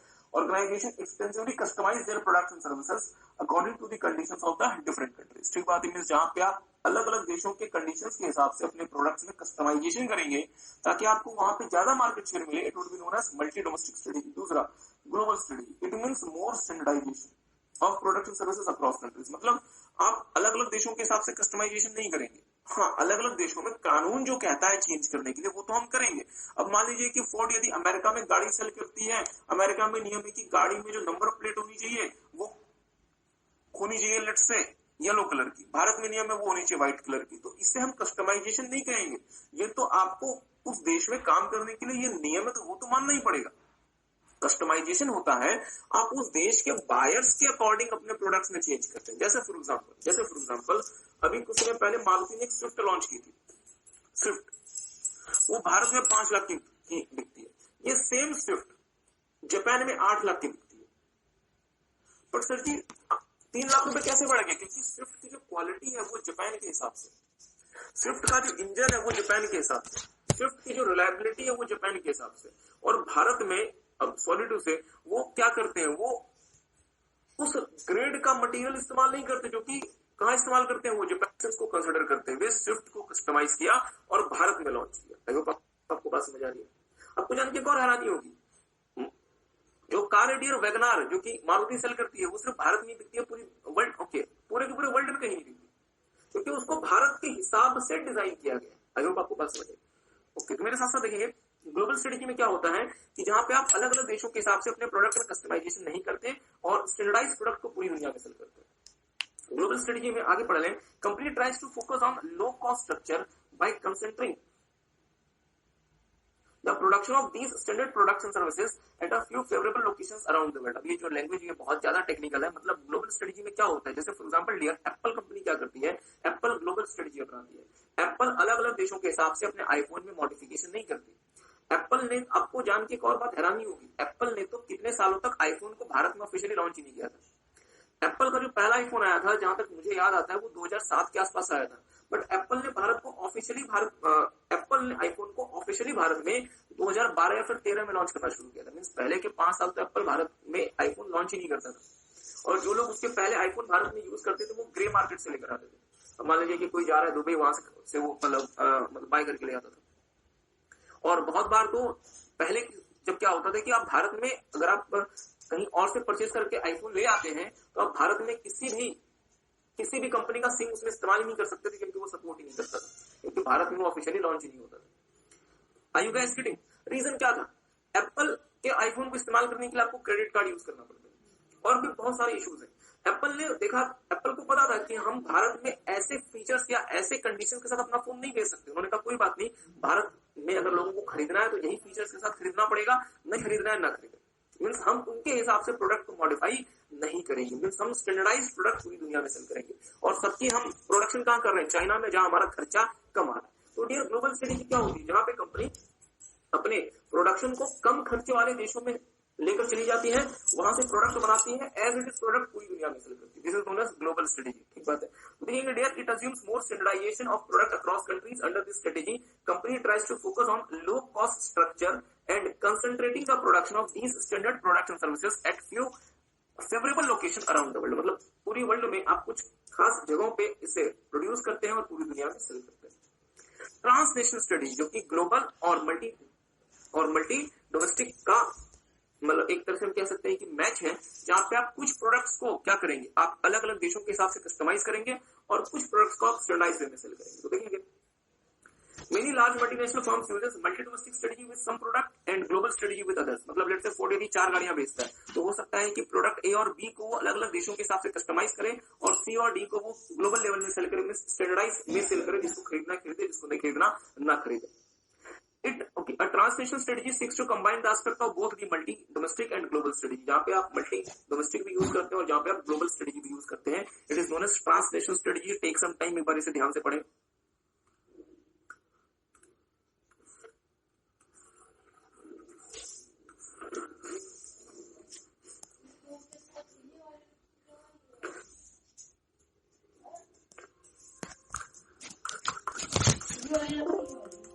Modify, तो हमने क्या देखा डियर कि 4 हमारे पास रास्ते हो सकते हैं फॉरेन ऑपरेशन को शुरू करने के, और वो रास्ते क्या क्या हैं? हम एक्सपोर्ट कर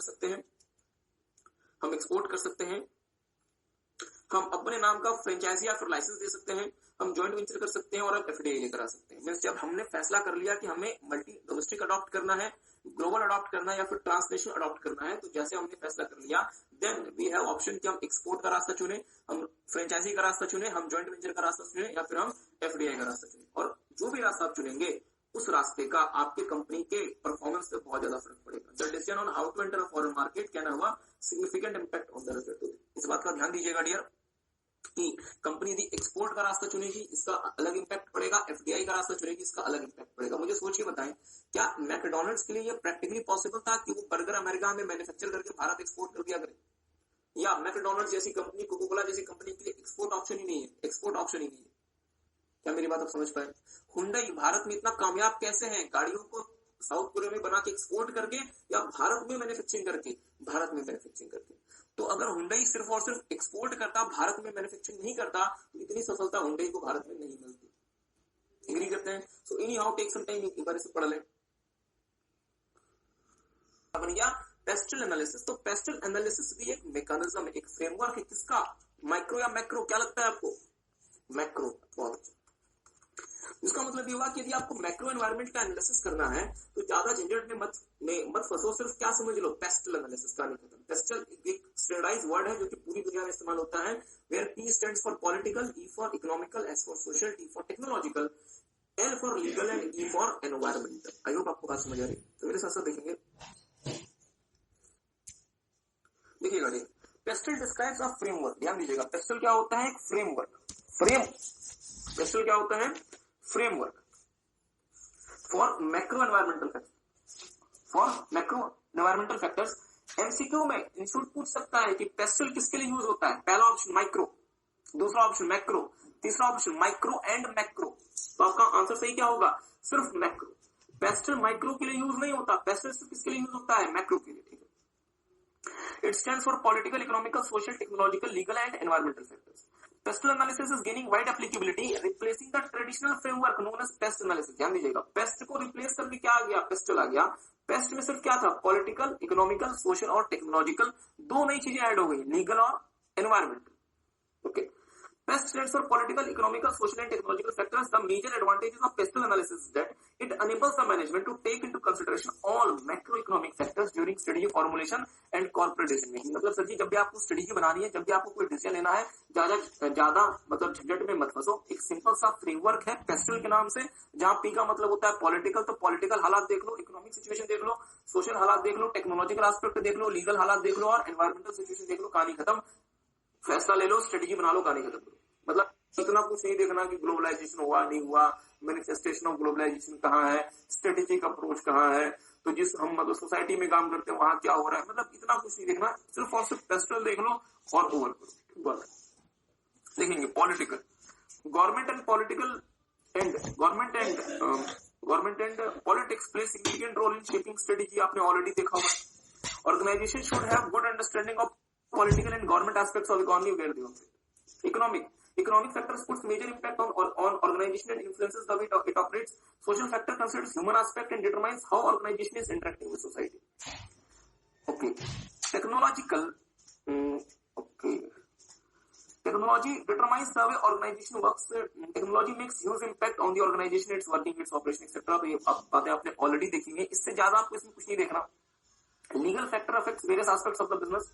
Environment, सबसे इंपॉर्टेंट है इसमें environmental factor today become very critical for almost all types of industries due to growing global warming and increasingly environmental related awareness. Companies are bound to change the way they operate their business. ध्यान दीजिएगा dear, जैसे जैसे global warming बढ़ती जा रही है, जैसे जैसे बर्फ पिघलते जा रहे हैं और जैसे जैसे लोगों में एनवायरमेंट को लेके मतलब अवेयरनेस आती जा रही है, कंपनीज के लिए बहुत जरूरी हो गया कि वो अपने काम करने के तरीके को बदलें। जैसे फॉर एग्जाम्पल, हमने आपको एग्जाम्पल दिया था शायद कि भारत देश में सरकार ने कह दिया कि 2020-21 के बाद से आप BS6 नॉर्म्स के व्हीकल बेच सकते हैं, BS4 जो अभी व्हीकल्स चल रहे हैं वो नहीं बेच सकते। मतलब BS6 में क्या होता है, पॉल्यूशन और ज्यादा कम होता है। और 2025 तक गवर्नमेंट प्लान कर रही है कि वो 100% इलेक्ट्रिकल व्हीकल की तरफ मूव कर जाए, क्योंकि इलेक्ट्रिसिटी से जो होगा वो मतलब पॉल्यूशन क्रिएट नहीं होगा और जिससे एनवायरमेंट को डैमेज नहीं होगा। तो इसलिए हमें एनवायरमेंटल एस्पेक्ट भी देखना पड़ता है। और एक काम करें, साथ में देख लें पेस्टल मैट्रिक्स। तो पॉलिटिकल में आपको क्या क्या बातें देखनी पड़ सकती है, पॉलिटिकल सिचुएशन कैसी है, अभी किस तरीके की पॉलिटिकल स्टेबिलिटी है, पॉलिटिकल आइडियोलॉजीज क्या है, मतलब प्रो बिजनेस है, प्रो पुअर है, ओके, मतलब सरकार कौन सी है, उसकी पॉलिसी कैसी है, मतलब टैक्स पॉलिसी कैसी है, रेगुलेटरी बॉडीज क्या है, उनके नॉर्म्स क्या है। तो ज्यादा परेशान नहीं होना, बस 3-4 पॉइंट जो भी आप याद रख सकें। इकोनॉमी आपने ऑलरेडी देखा हुआ है वहां पे। सोशल में आप देख सकते हैं कि मतलब demographic factors, population size, ethnic regional factors, general lifestyle, मतलब ओके। सोशल में आप एक काम करें, सोशल में जो आपने ऑलरेडी देखा था इसमें दो बातें यहां लिख दें, एक तो डेमोग्राफी के बारे में लिख दें एंड सोशियो कल्चरल के बारे में लिख दें। तो जो फैक्टर्स आपने देखे थे वो यहां पे आ जाएंगे। और जो भी कुछ आपने टेक्नोलॉजी के बारे में देखा था वो देख लें, जो भी आपने ऑलरेडी देखा था, जो 6 फैक्टर्स वो यहाँ पे लिख दें, इससे काम चल जाएगा। लीगल के बारे में हमारे बिजनेस को क्या क्या लॉस इंपैक्ट करते हैं उसके बारे में लिख दें। और एनवायरमेंटल महत्वपूर्ण है, तो आपको एनवायरमेंट के बारे में क्या क्या समझना है। पहला, एनवायरमेंटल रिलेटेड लॉज, क्या क्या ऐसे लॉज हैं जो कि एनवायरमेंट से रिलेट करते हैं। एनवायरमेंटल रिलेटेड पॉलिसीज, ऐसी क्या क्या पॉलिसीज है जो कि सरकार ने एनवायरमेंट के बारे में बनाई हुई है। एनवायरमेंटल रिलेटेड इश्यूज, क्या क्या इश्यूज हैं उस देश में जो कि एनवायरमेंट से डील करते हैं। पॉसिबल इंपैक्ट ऑन एनवायरमेंट, हम जो काम करने जा रहे हैं, हम जो नई फैक्ट्री लगाने जा रहे हैं, हम जो नई माइन बनाने जा रहे हैं, उसका एनवायरमेंट पे क्या असर होगा। पता चला हमने नई फैक्ट्री लगा दी और कुछ एनजीओ आ गए और हमारी फैक्ट्री बंद करवा दी, क्योंकि वो हाईकोर्ट पहुंच गया कि सर जी इस फैक्ट्री से एनवायरमेंट को नुकसान हो रहा है, हाईकोर्ट ने हमारी फैक्ट्री बंद करवा दी। Energy waste, okay, energy water availability की हमें मतलब बिजली कहां से मिलेगी, पानी हमें कहां से मिलेगा, क्या हमें जमीन के अंदर से पानी निकालना है या हमें वाटर हार्वेस्टिंग करनी है। और finally waste disposal provisions etcetera, जो भी हमारे हमारी मतलब इंडस्ट्री का या जो भी हमारी फैक्ट्री का वेस्ट होगा उसे हम कहाँ डिस्पोज करें। जैसे फॉर एग्जांपल भारत देश में डियर एक बहुत सैड सिचुएशन है कि भारत देश में जो इंडस्ट्रीज है, जो हमारे देश में मतलब मीन्स फैक्ट्रीज है, वो अपना वेस्ट खुले में डिस्पोज कर देती हैं, रिवर्स में बहा देती हैं, जिसकी वजह से भारत देश में जो रिवर्स है उनकी स्थिति बहुत ज्यादा मतलब खराब हो गई है। अगर हम बात करें फॉर एग्जाम्पल दिल्ली, तो दिल्ली में डियर एक रिवर क्रॉस करती है जिसका नाम है यमुना। बट अगर आप यमुना को देखेंगे तो आपको जान के हैरानी होगी कि ये कोई मतलब रिवर है। Is it a river? क्योंकि इतनी बुरी Our next topic is strategic responses to the environment. How strategic responses to the environment. अपने आप को सर्वाइव करने के लिए और एनवायरनमेंट में सफल होने के लिए आपको रिस्पॉन्ड करना पड़ेगा उन परिवर्तन अपने आप को सर्वाइव करने के लिए और एनवायरनमेंट में सफल होने के लिए आपको रिस्पॉन्ड करना पड़ेगा उन परिवर्तनों को जो कि एनवायरनमेंट में हो रहे हैं। आगे लिखिएगा अगले page. Okay, so I hope आप सबने लिख लिया। अब मेरी बात पर डियर ध्यान दीजिएगा, एनवायरनमेंट में तो चेंज होगा, ये तो फैक्ट वाली बात है। हम एनवायरनमेंट के चेंजेस को रोक नहीं सकते। अब ये हमारे ऊपर डिपेंड करता है कि उन बदलावों को हम रिस्पॉन्ड कैसे करते हैं। तीन रास्ते हैं, 3 अप्रोच है जिसके थ्रू कंपनी एनवायरनमेंट के बदलावों को रिस्पॉन्ड कर सकती है। पहला कहलाता है लीस्ट रेजिस्टेंस। लीस्ट रेजिस्टेंस जैसा कि नाम से ही समझ आता है कि ये वो अप्रोच है जहां कंपनी मेहनत नहीं करती एनवायरनमेंट में होने वाले बदलावों को रिस्पॉन्ड करने में। कंपनी कहती है जो होना है हो जाओ, हमें कोई मतलब नहीं है। तो सर जी अगर आप एनवायरनमेंट के बदलावों को रिस्पॉन्ड नहीं करेंगे तो फिर आप सर्वाइव कैसे करेंगे? कंपनी का कहना है कि एक बार जब बदलाव हो जाएंगे पूरी तरीके से, फिर हम उन बदलावों को फिर हम कॉपी कर लेंगे और हम अपने आप में चेंजेस लेकर आ जाएंगे। बट मुझे बताएं, एक बार जब सारे बदलाव हो जाएंगे फिर उन्हें कॉपी करके चेंजेस लेकर आना क्या आसान है? नहीं, क्योंकि उन कंपनीज को ज्यादा फायदा होगा जिन लोगों ने बदलाव के साथ साथ अपने आप को बदला। और अगर आप सिर्फ ये सोचेंगे कि एक बार सारा बदलाव हो जाए फिर हम उस बदलाव को कॉपी कर लेंगे और अपने आप को बदल देंगे, this is practically not possible. इसलिए आपने क्या देखा, इफ कंपनी अडॉप्ट्स, इसलिए आपने डियर क्या देखा, व्हेयर इज माय पेन,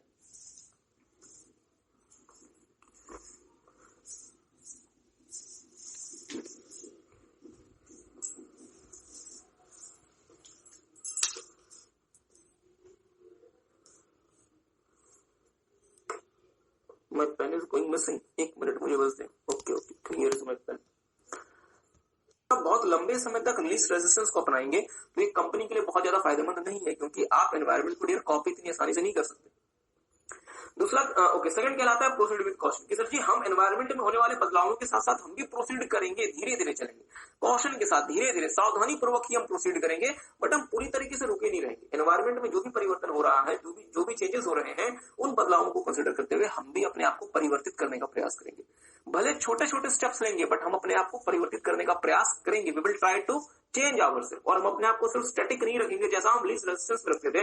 और इसका एडवांटेज क्या हुआ कि हमें ज्यादा रिवॉर्ड मिलेगा। तो देखेंगे, here entity makes efforts and takes steps to respond to the changes occurring in the environment. This approach gives better results than the least resistance policy. तीसरा होता है डियर डायनामिक रिस्पॉन्स, जो कि सबसे बेहतर अप्रोच होता है अगर आपकी कंपनी में वो क्षमता है। डायनामिक इस वाले अप्रोच में क्या होता है, डायनामिक रिस्पॉन्स में क्या होता है, कंपनी क्या देखती है, जो भी एनवायरनमेंट में बदलाव आ रहा है उन बदलावों को हम क्या अपने फेवर में अपॉर्चुनिटी की तरीके से इस्तेमाल कर सकते हैं क्या। मतलब एनवायरनमेंट में तो परिवर्तन आएगा, इसे हम नहीं रोक सकते, पर सर जी अब 2 ही रास्ते हैं, या तो उस परिवर्तन से डर के एनवायरनमेंट के मार्केट छोड़ के चले जाओ, और दूसरा उस परिवर्तन को अपॉर्चुनिटी मानो और ऐसी स्ट्रेटेजी बनाओ कि उस परिवर्तन से अपॉर्चुनिटी, और ऐसी स्ट्रेटेजी बनाओ कि उन परिवर्तनों से आपको फायदा होना शुरू हो जाए। अजीब सी बात है सर जी, समझ नहीं है। फिर से एनवायरनमेंट में चेंज आएगा, आप उसे रोक नहीं सकते। पहला रास्ता क्या है कि उन परिवर्तनों से डर के एनवायरनमेंट छोड़ के चले जाओ। दूसरा रास्ता क्या है, उन परिवर्तनों से डरो मत, उन्हें अपॉर्चुनिटी की तरह से ट्रीट करो और उसका एडवांटेज कैसे ले, इस तरीके से काम करें। तो ये कहलाएगा डायनामिक रिस्पॉन्स, जहां पे आप होने वाले बदलावों को मैनेजेबल समझते हैं और उन्हें अपॉर्चुनिटी की तरह से कन्वर्ट करने का प्रयास करते हैं, ताकि हम ऐसी स्ट्रेटजी बना दें जिससे हमें उसका एडवांटेज होना शुरू हो जाए। बट डियर ये इतना आसान नहीं है, यहाँ पे आपको बहुत मेहनत करनी पड़ेगी, बट आपको रिवॉर्ड भी सबसे ज्यादा मिलेगा। So this is known as dynamic response. हम एक छोटा सा एग्जांपल देके आपको इसे समझाने का प्रयास करते हैं। मेरी बात पर ध्यान दीजिएगा। जीएसटी आया, क्या जीएसटी चार्टर्ड अकाउंटेंट्स के लिए एक बहुत बड़ा चेंज था? सर ये बहुत बड़ा चेंज था। क्या सीएस जीएसटी को आने से रोक सकते थे? सर ये नहीं। तो अब हमारे पास 3 रास्ते थे। पहला रास्ता था लीस्ट रेजिस्टेंस, दूसरा रास्ता था प्रोसीड विद कॉशन, तीसरा रास्ता था डायनेमिक रिस्पॉन्स। तो अब मान लीजिए कि कोई सी है, वो जब जीएसटी आ रहा था तो जीएसटी किसी एक दिन तो क्लियर नहीं हो गया, बहुत पहले से जीएसटी के मॉडल एक्ट ये सब बन चुके थे। मान लीजिए Strategic response to the environment. Business environment is highly complex, uncertain, and keeps on changing. To survive and succeed, entity has to respond to the changes happening in the environment. There are major three strategies of responding to the environment. First one is least resistance, proceed with caution, and last one is dynamic response. There is a memory technique for strategic response to the environment is LPD तरीके से response देते हैं environment को. चलो LPD तरीके से response देते हैं environment को. L stand for least resistance, P stand for proceed with caution, D stand for dynamic response. देखो अब least resistance also known as policy of least efforts or least action. Here, company keeps itself static to the changes occurring in the environment and do almost nothing to deal with such changes. Entity tries to survive by copying the environment. If entity adopts policy of least resistance for a very long period, it may not be beneficial for the company. Second one is proceed with caution. It is more advanced approach of responding to the environment than the least resistance policy. Here, entity makes efforts and take a step to respond to the changes occurring in the environment. This approach gives better result than the least resistance policies. तो proceed with caution में आप क्या करोगे, least resistance से compare करके इसमें चीजें लिख दी जाएगी, ठीक है। फिर है डायनेमिक रिस्पॉन्स। डायनेमिक रिस्पॉन्स में बोला जाता है this is the most sophisticated approach of responding to the environment. In this approach, entity considered the changes occurring in the environment as partially manageable and makes the strategies to convert the changes as opportunity in its favor. This approach needs more efforts from entity and also provides highest records to the entity. Now, next topic is competitive environment. Competitive environment, competition is the universal truth. पहले इसमें बता दिया जाएगा कि competition क्या होता है, ठीक है। Competition is not okay. Competition is a natural phenomenon which will enter into the market sooner or later. Competitive environment is a dynamic system in which business operates and competes. Entity must have very sound understanding of its competitive environment. Okay, few questions will help the entity understanding the competitive environment. ठीक है, entity को या organisation को कुछ question अगर वो करती हैं तो उन्हें ये मतलब ये क्वेश्चंस कंसीडर करने चाहिए अपने कॉम्पिटिटिव एनवायरनमेंट को एनालाइज करने के लिए। First one is who are the competitors, what are their products and the services, what are their market share, what are their financial position, who are the potential competitors, and which competitor is most aggressive and powerful. ये हमने already देख रखा है micro का जब factors देखे थे, micro environment के फैक्टर्स में। नाउ कुछ की सक्सेस फैक्टर्स होते हैं for operating in competitive market place. There are 5 key factors. There are 5 key success factors. There are 5 key success factors. First one is cost structure of the market. Second one is price sensitivity of the market. Third one is technological structure of the market, the existing distribution system of the market, and life cycle of the market. Cooperation in the competitive environment.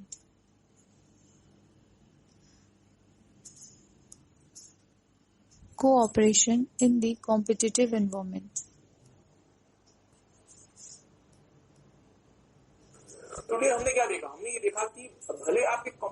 Environment में काम करते हैं जहां बाकी companies के साथ आपका competition है, पर फिर भी हो सकता है कि आप बहुत सारे एरियाज में एक दूसरे के साथ कॉपरेट करें जहां आपका म्यूचुअल बेनिफिट जुड़ा हुआ है।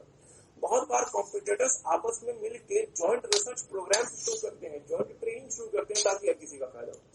जैसे फॉर एग्जाम्पल आपने अक्सर सुना होगा कि भारत और जापान आपस में मिलके मतलब बहुत सारे प्रोजेक्ट्स शुरू करते हैं भारत की, मतलब जैसे ओके एक एग्जांपल देते हैं, एक छोटा सा मैं आपको एग्जांपल देते हैं डियर। मारुति सुजुकी ने और अभी एक और कंपनी जिसका नाम है टोयोटा, इन्होंने आपस में मिलकर एक नया प्रोजेक्ट शुरू किया है जहां मारुति सुजुकी के कुछ प्रोडक्ट्स को टोयोटा बनाएगा और उनके कुछ प्रोडक्ट्स को मारुति सुजुकी बनाएगी। भले दोनों आपस में क्या है कॉम्पिटिटर्स है, बट फिर भी वो आपस में कॉम्पीट कर रहे हैं। एक और छोटी सी बात है, कंपनीज क्या करती हैं, आपस में कार्टल्स बना लेती है। कार्टल्स का मतलब होता है ग्रुप ऑफ कंपनीज या ग्रुप ऑफ पीपल जो एक दूसरे के साथ कॉपरेट करते हैं और एक दूसरे के साथ मिलके कोई बिजनेस करते हैं। तो हम एक काम करते हैं, पहले आपको कार्टल का मतलब बता देते हैं। तो एक काम कीजिएगा, अगले पेज से अगले पेज में आइएगा और देखेंगे कार्टलाइजेशन। देखिए कार्टलाइजेशन क्या होता है। Many times companies no competing with each other form group or cartel to make market suitable to them। मतलब भले आप एक दूसरे के साथ compete कर रहे हैं, बट आप फिर भी क्या करते हैं, आप अपने साथ एक कार्टल बना लेते हैं अपने मतलब कॉम्पिटिटर्स के साथ।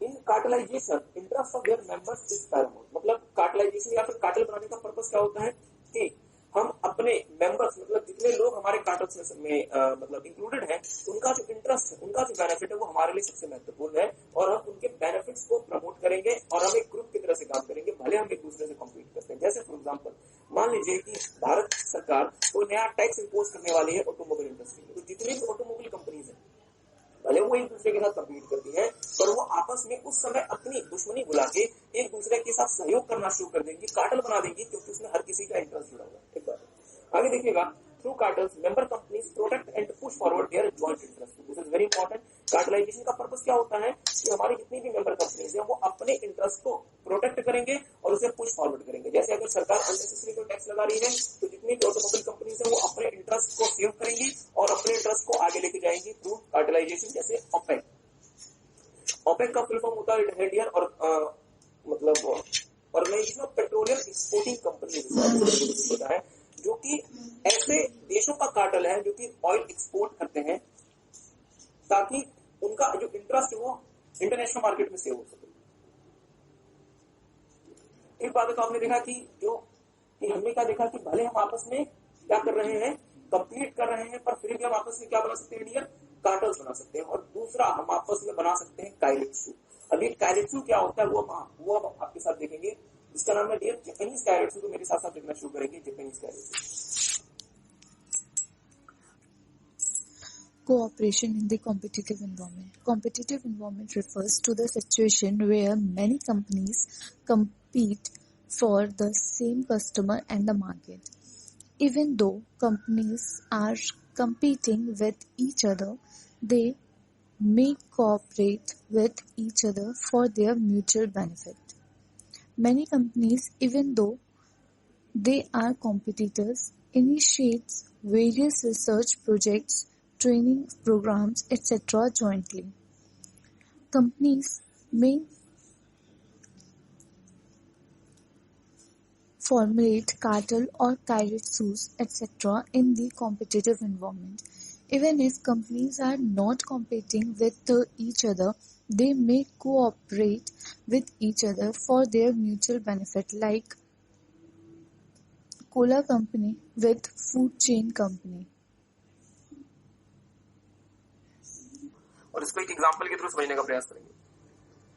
काइरेट्सूस provides huge competitive advantage to all the parties.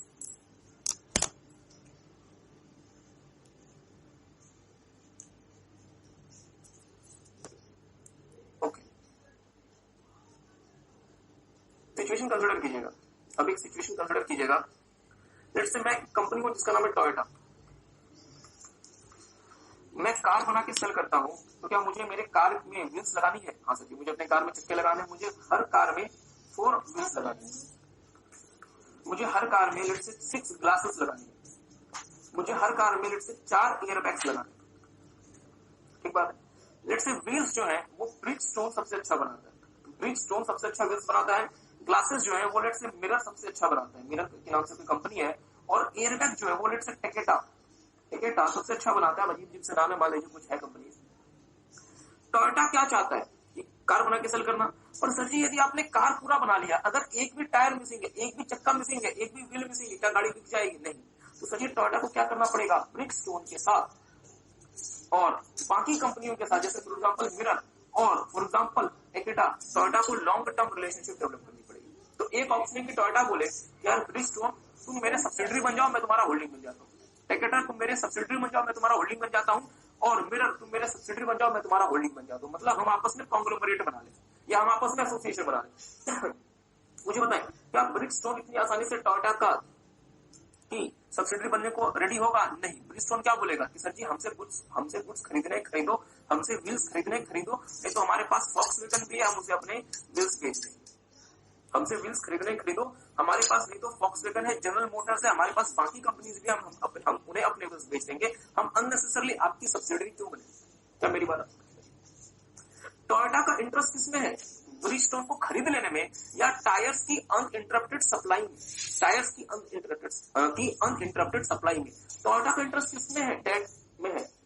आपकी कंपनी मतलब इस वाली कंपनी को खरीद लेने में, टेकेटा को खरीद लेने में, या एयरबैग्स की अनइंटरप्टेड सप्लाई में? सर जी एयरबैग्स की अनइंटरप्टेड सप्लाई में। तो हमने कहा चले कोई बात नहीं, हम आपकी ओनरशिप नहीं खरीद रहे, हम एक काम करते हैं, हम आपस में एक प्रकार का बना लेते हैं ग्रुप जिसका नाम होगा कैरेटसू। इस ग्रुप में हम होंगे, टोयोटा होगा, ब्रिजस्टोन होगा, मिरर होगा और क्या और कौन होगा? टेकेटा होगा। अब सर जी इस बात को इंश्योर कैसे किया जाएगा कि ब्रिजस्टोन आपको टायर्स बना के सही समय पे दे दे? तो फिर टोयोटा क्या करेगा? अपने किसी डायरेक्टर को ब्रिजस्टोन के बोर्ड में बैठा देगा, जो इस बात को इंश्योर करेंगे कि ब्रिजस्टोन पहले आउटसाइड पार्टी को ना बेच के पहले गुड्स किसे बेचे? टोयोटा को बेचे। मुझे बताएं इससे मेरे टोयोटा को क्या फायदा हुआ? सर जी टोयोटा को एक बात का एश्योरेंस हो गया कि हमें अनइंटरप्टेड बेसिस पे टायर की सप्लाई मिलती रहेगी। अब टोयोटा का सारा ध्यान इस बात में नहीं लगेगा कि हमें कल टायर मिलेंगे नहीं मिलेंगे, व्हील्स मिलेंगे नहीं मिलेंगे। अब हमारा सारा ध्यान हमारे कोर फंक्शन पे होगा। अब हम अपना कोर फंक्शन पूरा करेंगे। अब हमें बाकी चीजों की परेशानी नहीं है। हमने अपना सप्लाई चेन इंश्योर कर लिया कि अगर ब्रिजस्टोन को टायर्स बेचने सबसे पहले हमें बेचेगा, मिरर को यदि ग्लासेस बेचनी है सबसे पहले हमें सेल करेगा, टेकेटा को एयरबैग बेचना सबसे पहले हमें बेचेगा। मींस अब हमारा पूरा का पूरा अटेंशन हमारे कोर या फिर हमारे मेन फंक्शन में होगा और बाकी जो भी चीजें हैं, बाकी जो भी सप्लाई चेन है वो हमने इंश्योर कर लिया, वो हमने मैनेज कर लिया। क्या मेरी बात किसी को समझ आई? तो डियर इसका एडवांटेज क्या होगा मुझे बताएं। यदि टोयोटा एक ऐसा ग्रुप बना लेता है तो मुझे बताएंगे फॉक्सवैगन के मुकाबले क्या टोयोटा को कॉम्पिटिटिव एडवांटेज नहीं मिलेगा? फॉक्सवैगन की परेशानी क्या होगी कि हमें हमारा सप्लायर प्रॉपर तरीके से व्हील सप्लाई करेगा या नहीं करेगा। बट अब टोयोटा को ये परेशानी नहीं है क्योंकि उसने क्या बना लिया? कैरेटसू बना लिया। क्या मेरी बात किसी को समझ आई? तो मेरे साथ साथ देखेंगे आपने क्या लिखा है कैरेटसू में। कैरेटसू इज अ लूजली कपल्ड का मतलब क्या हुआ? हम ओनरशिप या फिर कॉन्ग्लोमरेशन की बात नहीं कर रहे। हम कहते हैं सर कि हर कोई कंपनी इंडिपेंडेंट रहेगी, अपने अपने नाम के तहत काम करेगी, पर जब भी आपको कोई काम करना है पहले ग्रुप कंपनीज के साथ, पहले मेंबर्स के साथ काम करेंगे। Working in the related industry like automobile in keiretsu companies are not under any kind of conglomerate. मतलब आप कोई कॉन्ग्लोमरेट या एसोसिएशन नहीं बनाते और आप इंडिपेंडेंट रहते हैं और अपनी आइडेंटिटी के तहत काम करते हैं। But they have board members in common. पर हो सकता है कि टोयोटा अपने एक व्यक्ति को हो सकता है कि ब्रिजस्टोन के भी बीओडी में बैठा दे। और ये भी हो सकता है डियर कि 5-10% जो ब्रिजस्टोन का स्टॉक है, जो इक्विटी शेयर है, उसे कौन खरीद ले? टोयोटा खरीद ले, ताकि थोड़ा बहुत इन्फ्लुएंस टोयोटा वहां पे अपना एक्सरसाइज कर सके। बट यहाँ पे टोयोटा उसकी होल्डिंग नहीं बन गई। ब्रिजस्टोन इंडिपेंडेंट है, वो इंडिपेंडेंट तरीके से काम करेगी। Through keiretsu companies share purchase, distribution or any other function which allows them to develop long-term relationship with their supply chain and thus companies can focus on its core business। तो अगर Toyota ने कैरेटसू बनाया तो sir जी आपके हिसाब से क्यों बनाया? ताकि जो भी चीजें टोयोटा को परचेज करनी है वो चीजें टोयोटा को बिना परेशानी के मिल जाए करेंगी। जो भी कोई फंक्शन टोयोटा को परफॉर्म करना है वो इन्हें बिना परेशानी के मिल जाए। और इसका एडवांटेज ये होगा टोयोटा को कि वो अपना सारा का सारा जो अटेंशन है, अपनी सारे का सारा जो ध्यान है वो कहाँ लगाएगा, अपने कोर फंक्शन से या फिर अपने कोर बिजनेस में लगाएगा। ओके, आगे देखिएगा डायरेक्टो से क्या होता है डियर, ह्यूज कॉम्पिटिटिव एडवांटेज मिलता है सारी की सारी पार्टीज को। टोयोटा को क्या एडवांटेज मिला कि अब हमें हमारे इनपुट के लिए अब हमें पार्ट्स एंड कंपोनेंट्स के लिए परेशान नहीं होना, हमें समय से एयरबैग मिल जाएगा, ग्लासेस मिल जाएंगे, हमें समय से ग्रिल्स मिल जाया करेगी और हम उन्हें इनकॉर्पोरेट करके प्रोडक्ट बना के मार्केट में सेल कर दिया करेंगे। आई होप आपको बात समझ आ रही है। ओके, देखेंगे एक एग्जांपल हमने उठाया यहाँ से, टोयोटा ने अपने member company Kairitsus is a loosely coupled group of companies working in the related industry like automobile. In Kairitsus, companies are not under any kind of conglomerate or associate and remain independent to each other and operate under their own identity. However, member companies may have board member in common and they may also own each other's stock equity share. Through Kairitsus, companies share purchase, distribution or any other function which allows them to develop long-term relationship with their suppliers and thus company can focus on its core business. Kairitsus provides huge competitive advantages to all the parties. Cooperation on account of family ownership. Cooperation generates automatically in a business owned by same family. The ownership group are engaged in the management of their enterprise in a direct manner. Ownership group is nothing but the family itself. In India, a very large number of family-managed enterprises are there like Tata, Birla, Reliance, etc. Decisions are made by members of the family who manage the enterprise. Sometimes conflict among the managing member of the family or family matters tend to distort their behavior in managing the enterprise also, and thereby damages its functioning. Success remains a conflicting issues in family-owned business.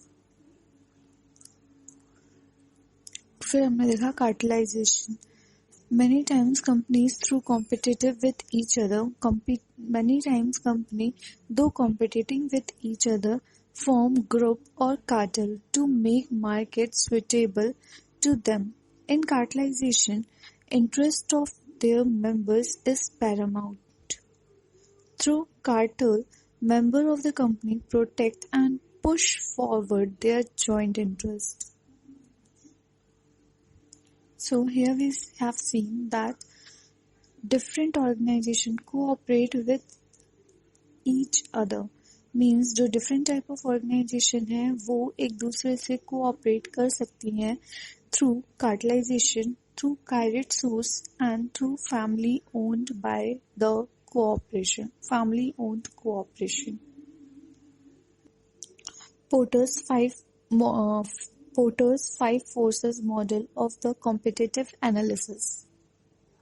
Potter's 5 forces model में Michael Porter साहब ने ये कहा कि अगर आपको किसी भी इंडस्ट्री में कंपटीशन का सही नेचर जानना है तो सिर्फ और सिर्फ एग्जिस्टिंग कंपटीशन को ना देखें, 5 बातों का ध्यान रखें। पहला, थ्रेट ऑफ न्यू एंट्रेंट्स, कि क्या कोई नए लोग भी मार्केट में आ सकते हैं। दूसरा, थ्रेट फ्रॉम सब्स्टिट्यूट प्रोडक्ट्स। तीसरा, bargaining power of the customers. चौथा, bargaining power of the suppliers. और आखिरी में राइवलरी अमंग एग्जिस्टिंग प्लेयर्स। ये 5 फोर्सेस। तो इन्होंने क्या कहा कि जो सही मायने में कंपटीशन का जो आप आइडेंटिफाई करेंगे किसी भी इंडस्ट्री में, वो 5 फोर्सेस के बेसिस पे कंपटीशन आइडेंटिफाई होगा। सिर्फ एक फैक्टर या एक फोर्स के बेसिस पे आइडेंटिफाई करोगे तो गलत प्रकार का कंपटीशन निकल के आपके सामने आ जाएगा।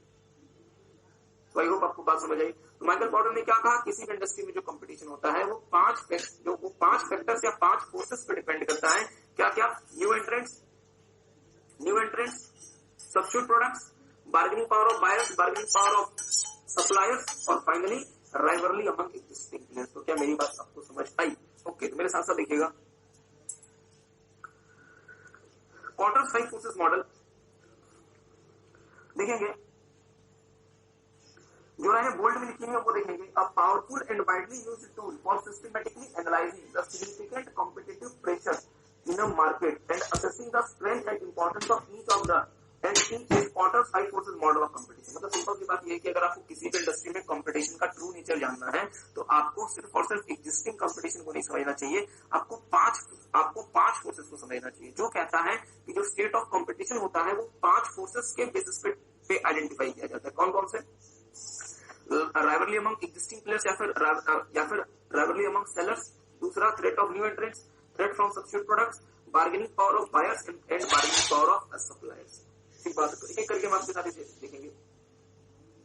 देखेंगे डियर। तो इस वाले फोटो को देख लें, ये मेरी इंडस्ट्री है और इस इंडस्ट्री में बहुत सारे प्लेयर्स हैं जो आपस में कम्पीट कर रहे हैं। इस इंडस्ट्री में नए लोगों का भी थ्रेट है, जो मतलब इंडस्ट्री के बाहर के जो बायर्स है वो भी इसमें अपना बार्गेनिंग पावर एक्सरसाइज कर रहे हैं, इंडस्ट्री को बदलने के लिए सब्स्टिट्यूट प्रोडक्ट्स में एंटर हो रहे हैं और जो सप्लायर्स है वो भी अपना बार्गेनिंग पावर एक्सरसाइज कर रहे हैं। एक एक करके मेरे साथ साथ देखेंगे ये सारे के सारे फैक्टर्स। सबसे पहला dear threat of new entrants, और आप इसको किसी भी ऑर्डर में याद रख सकते हैं, एनी ऑर्डर, तो ये नहीं कि आपको ये सेमी ऑर्डर में याद रखना है। ध्यान दीजिएगा, न्यू एंट्रेंट मतलब नया प्लेयर मार्केट में आना चाहता है, मीन्स रिलायंस जियो टेलीकॉम इंडस्ट्री में आना चाहता है। तो मुझे बताइए यदि रिलायंस जियो मार्केट में आ जाएगा तो क्या मार्केट की सप्लाई बढ़ जाएगी? जल्दी बढ़ जाएगी, बट क्या डिमांड बढ़ी? नहीं। अगर सप्लाई बढ़ जाएगी, डिमांड सेम रहेगी तो प्राइसेस कम हो जाएंगे, प्रॉफिटेबिलिटी कम हो जाएगी। ठीक बात है। देखेंगे new entrants are always a powerful source of competition. The new capacity and product range they bring increases competitive pressure. जो नया कॉम्पिटिटर मार्केट में आएगा वो नई फैक्ट्रीज लगाएगा, वो नए प्रोडक्ट्स लेकर आएगा, पर सबकी डिमांड तो उतनी है। इसका असर क्या होगा? जो हमारे एग्जिस्टिंग जो मतलब प्लेयर्स हैं उनके प्रॉफिट पे असर आ जाएगा, उनके प्रॉफिट्स कम हो जाएंगे, प्राइसेस गिरने शुरू हो जाएंगे। द बिगर द न्यू एंट्रेंट, जितना बड़ा नया एंट्रेंट होगा like Reliance Jio, the more stiff the competitive effect, उतना ही ज्यादा कंपटीशन का असर होगा। New एंट्रेंट places a limit on prices and affects profitability of the existing players. नए जो एंट्रेंट्स होते हैं डियर, वो कितना प्राइस आप चार्ज कर सकते हैं उस पर लिमिट कर देते हैं। जैसे फॉर एग्जांपल यदि जियो आपको 400 रुपए में रोज का 1 GB डाटा देगा तो क्या एयरटेल आपसे 1 GB डाटा के 100 रुपए ले ले? नहीं सर। जियो आपको रोज का 1 GB डाटा देता है 400 रुपए महीने में, मतलब 400 रुपए महीना, रोज का 1 GB डाटा। तो क्या एयरटेल आपसे रोज का 100 रुपए ले ले? नहीं ले सकता। लोग क्या करेंगे? एयरटेल का सिम फेंक देंगे और जियो के पास चले जाएंगे। मतलब जियो ने यदि आपको 400 रुपए महीने में 1 महीने तक इंटरनेट देना शुरू कर दिया तो एयरटेल भी 400 रुपए में ही वो सर्विस आपको देगा। अदरवाइज क्या होगा? लोग एयरटेल को छोड़ के जियो के पास चले जाएंगे। आई होप आपको बात समझ आई। और जितनी भी इंडस्ट्री की जो प्रॉफिट्स है वो सारी की सारी खत्म हो जाएगी। ठीक बात है। दूसरा, बार्गेनिंग पावर ऑफ कस्टमर्स। ध्यान दीजिएगा, बार्गेनिंग पावर ऑफ कस्टमर्स। हमें गुड्स किसे बेचना होता है? कस्टमर्स को। यदि कस्टमर्स हमसे बार्गेन करना शुरू कर दें और हमारे ऊपर बहुत ज्यादा बार्गेनिंग पावर एक्सरसाइज करेगा तो वो हमसे एक्स्ट्रा डिस्काउंट मांग लेगा, हमसे वो ज्यादा बेहतर आफ्टर सेल सर्विसेज मांगेगा, हमसे वो ज्यादा कम रेट में प्रोडक्ट्स लेके चला जाएगा और हमारे प्रॉफिट पे उसका असर पड़ेगा। Bargaining power of buyer influences not only the prices that the producer can charge, but also influences cost and investment of the producer, because powerful buyers usually bargain for better services, which involves cost and investment on the part of producer. मतलब simple सी बात ये है कि sir अगर buyer हमारा bargaining power exercise करेगा तो हमारे प्रोडक्ट के प्राइसेस पे भी असर होगा, क्योंकि वो हमसे क्या मांगेगा? डिस्काउंट। और दूसरा, हमें उसको ज्यादा अच्छी सर्विस देने के चक्कर में ज्यादा पैसा खर्च करना पड़ेगा, ज्यादा इन्वेस्टमेंट खर्च करना पड़ेगा, जिसमें हमारी कॉस्ट आएगी, जिसमें हमारा इन्वेस्टमेंट आएगा। मतलब बायर हमसे एक तो हमें प्राइसेस कम देगा, हमसे बायर क्या मांगेगा? डिस्काउंट। और हमसे बायर क्या मांगेगा?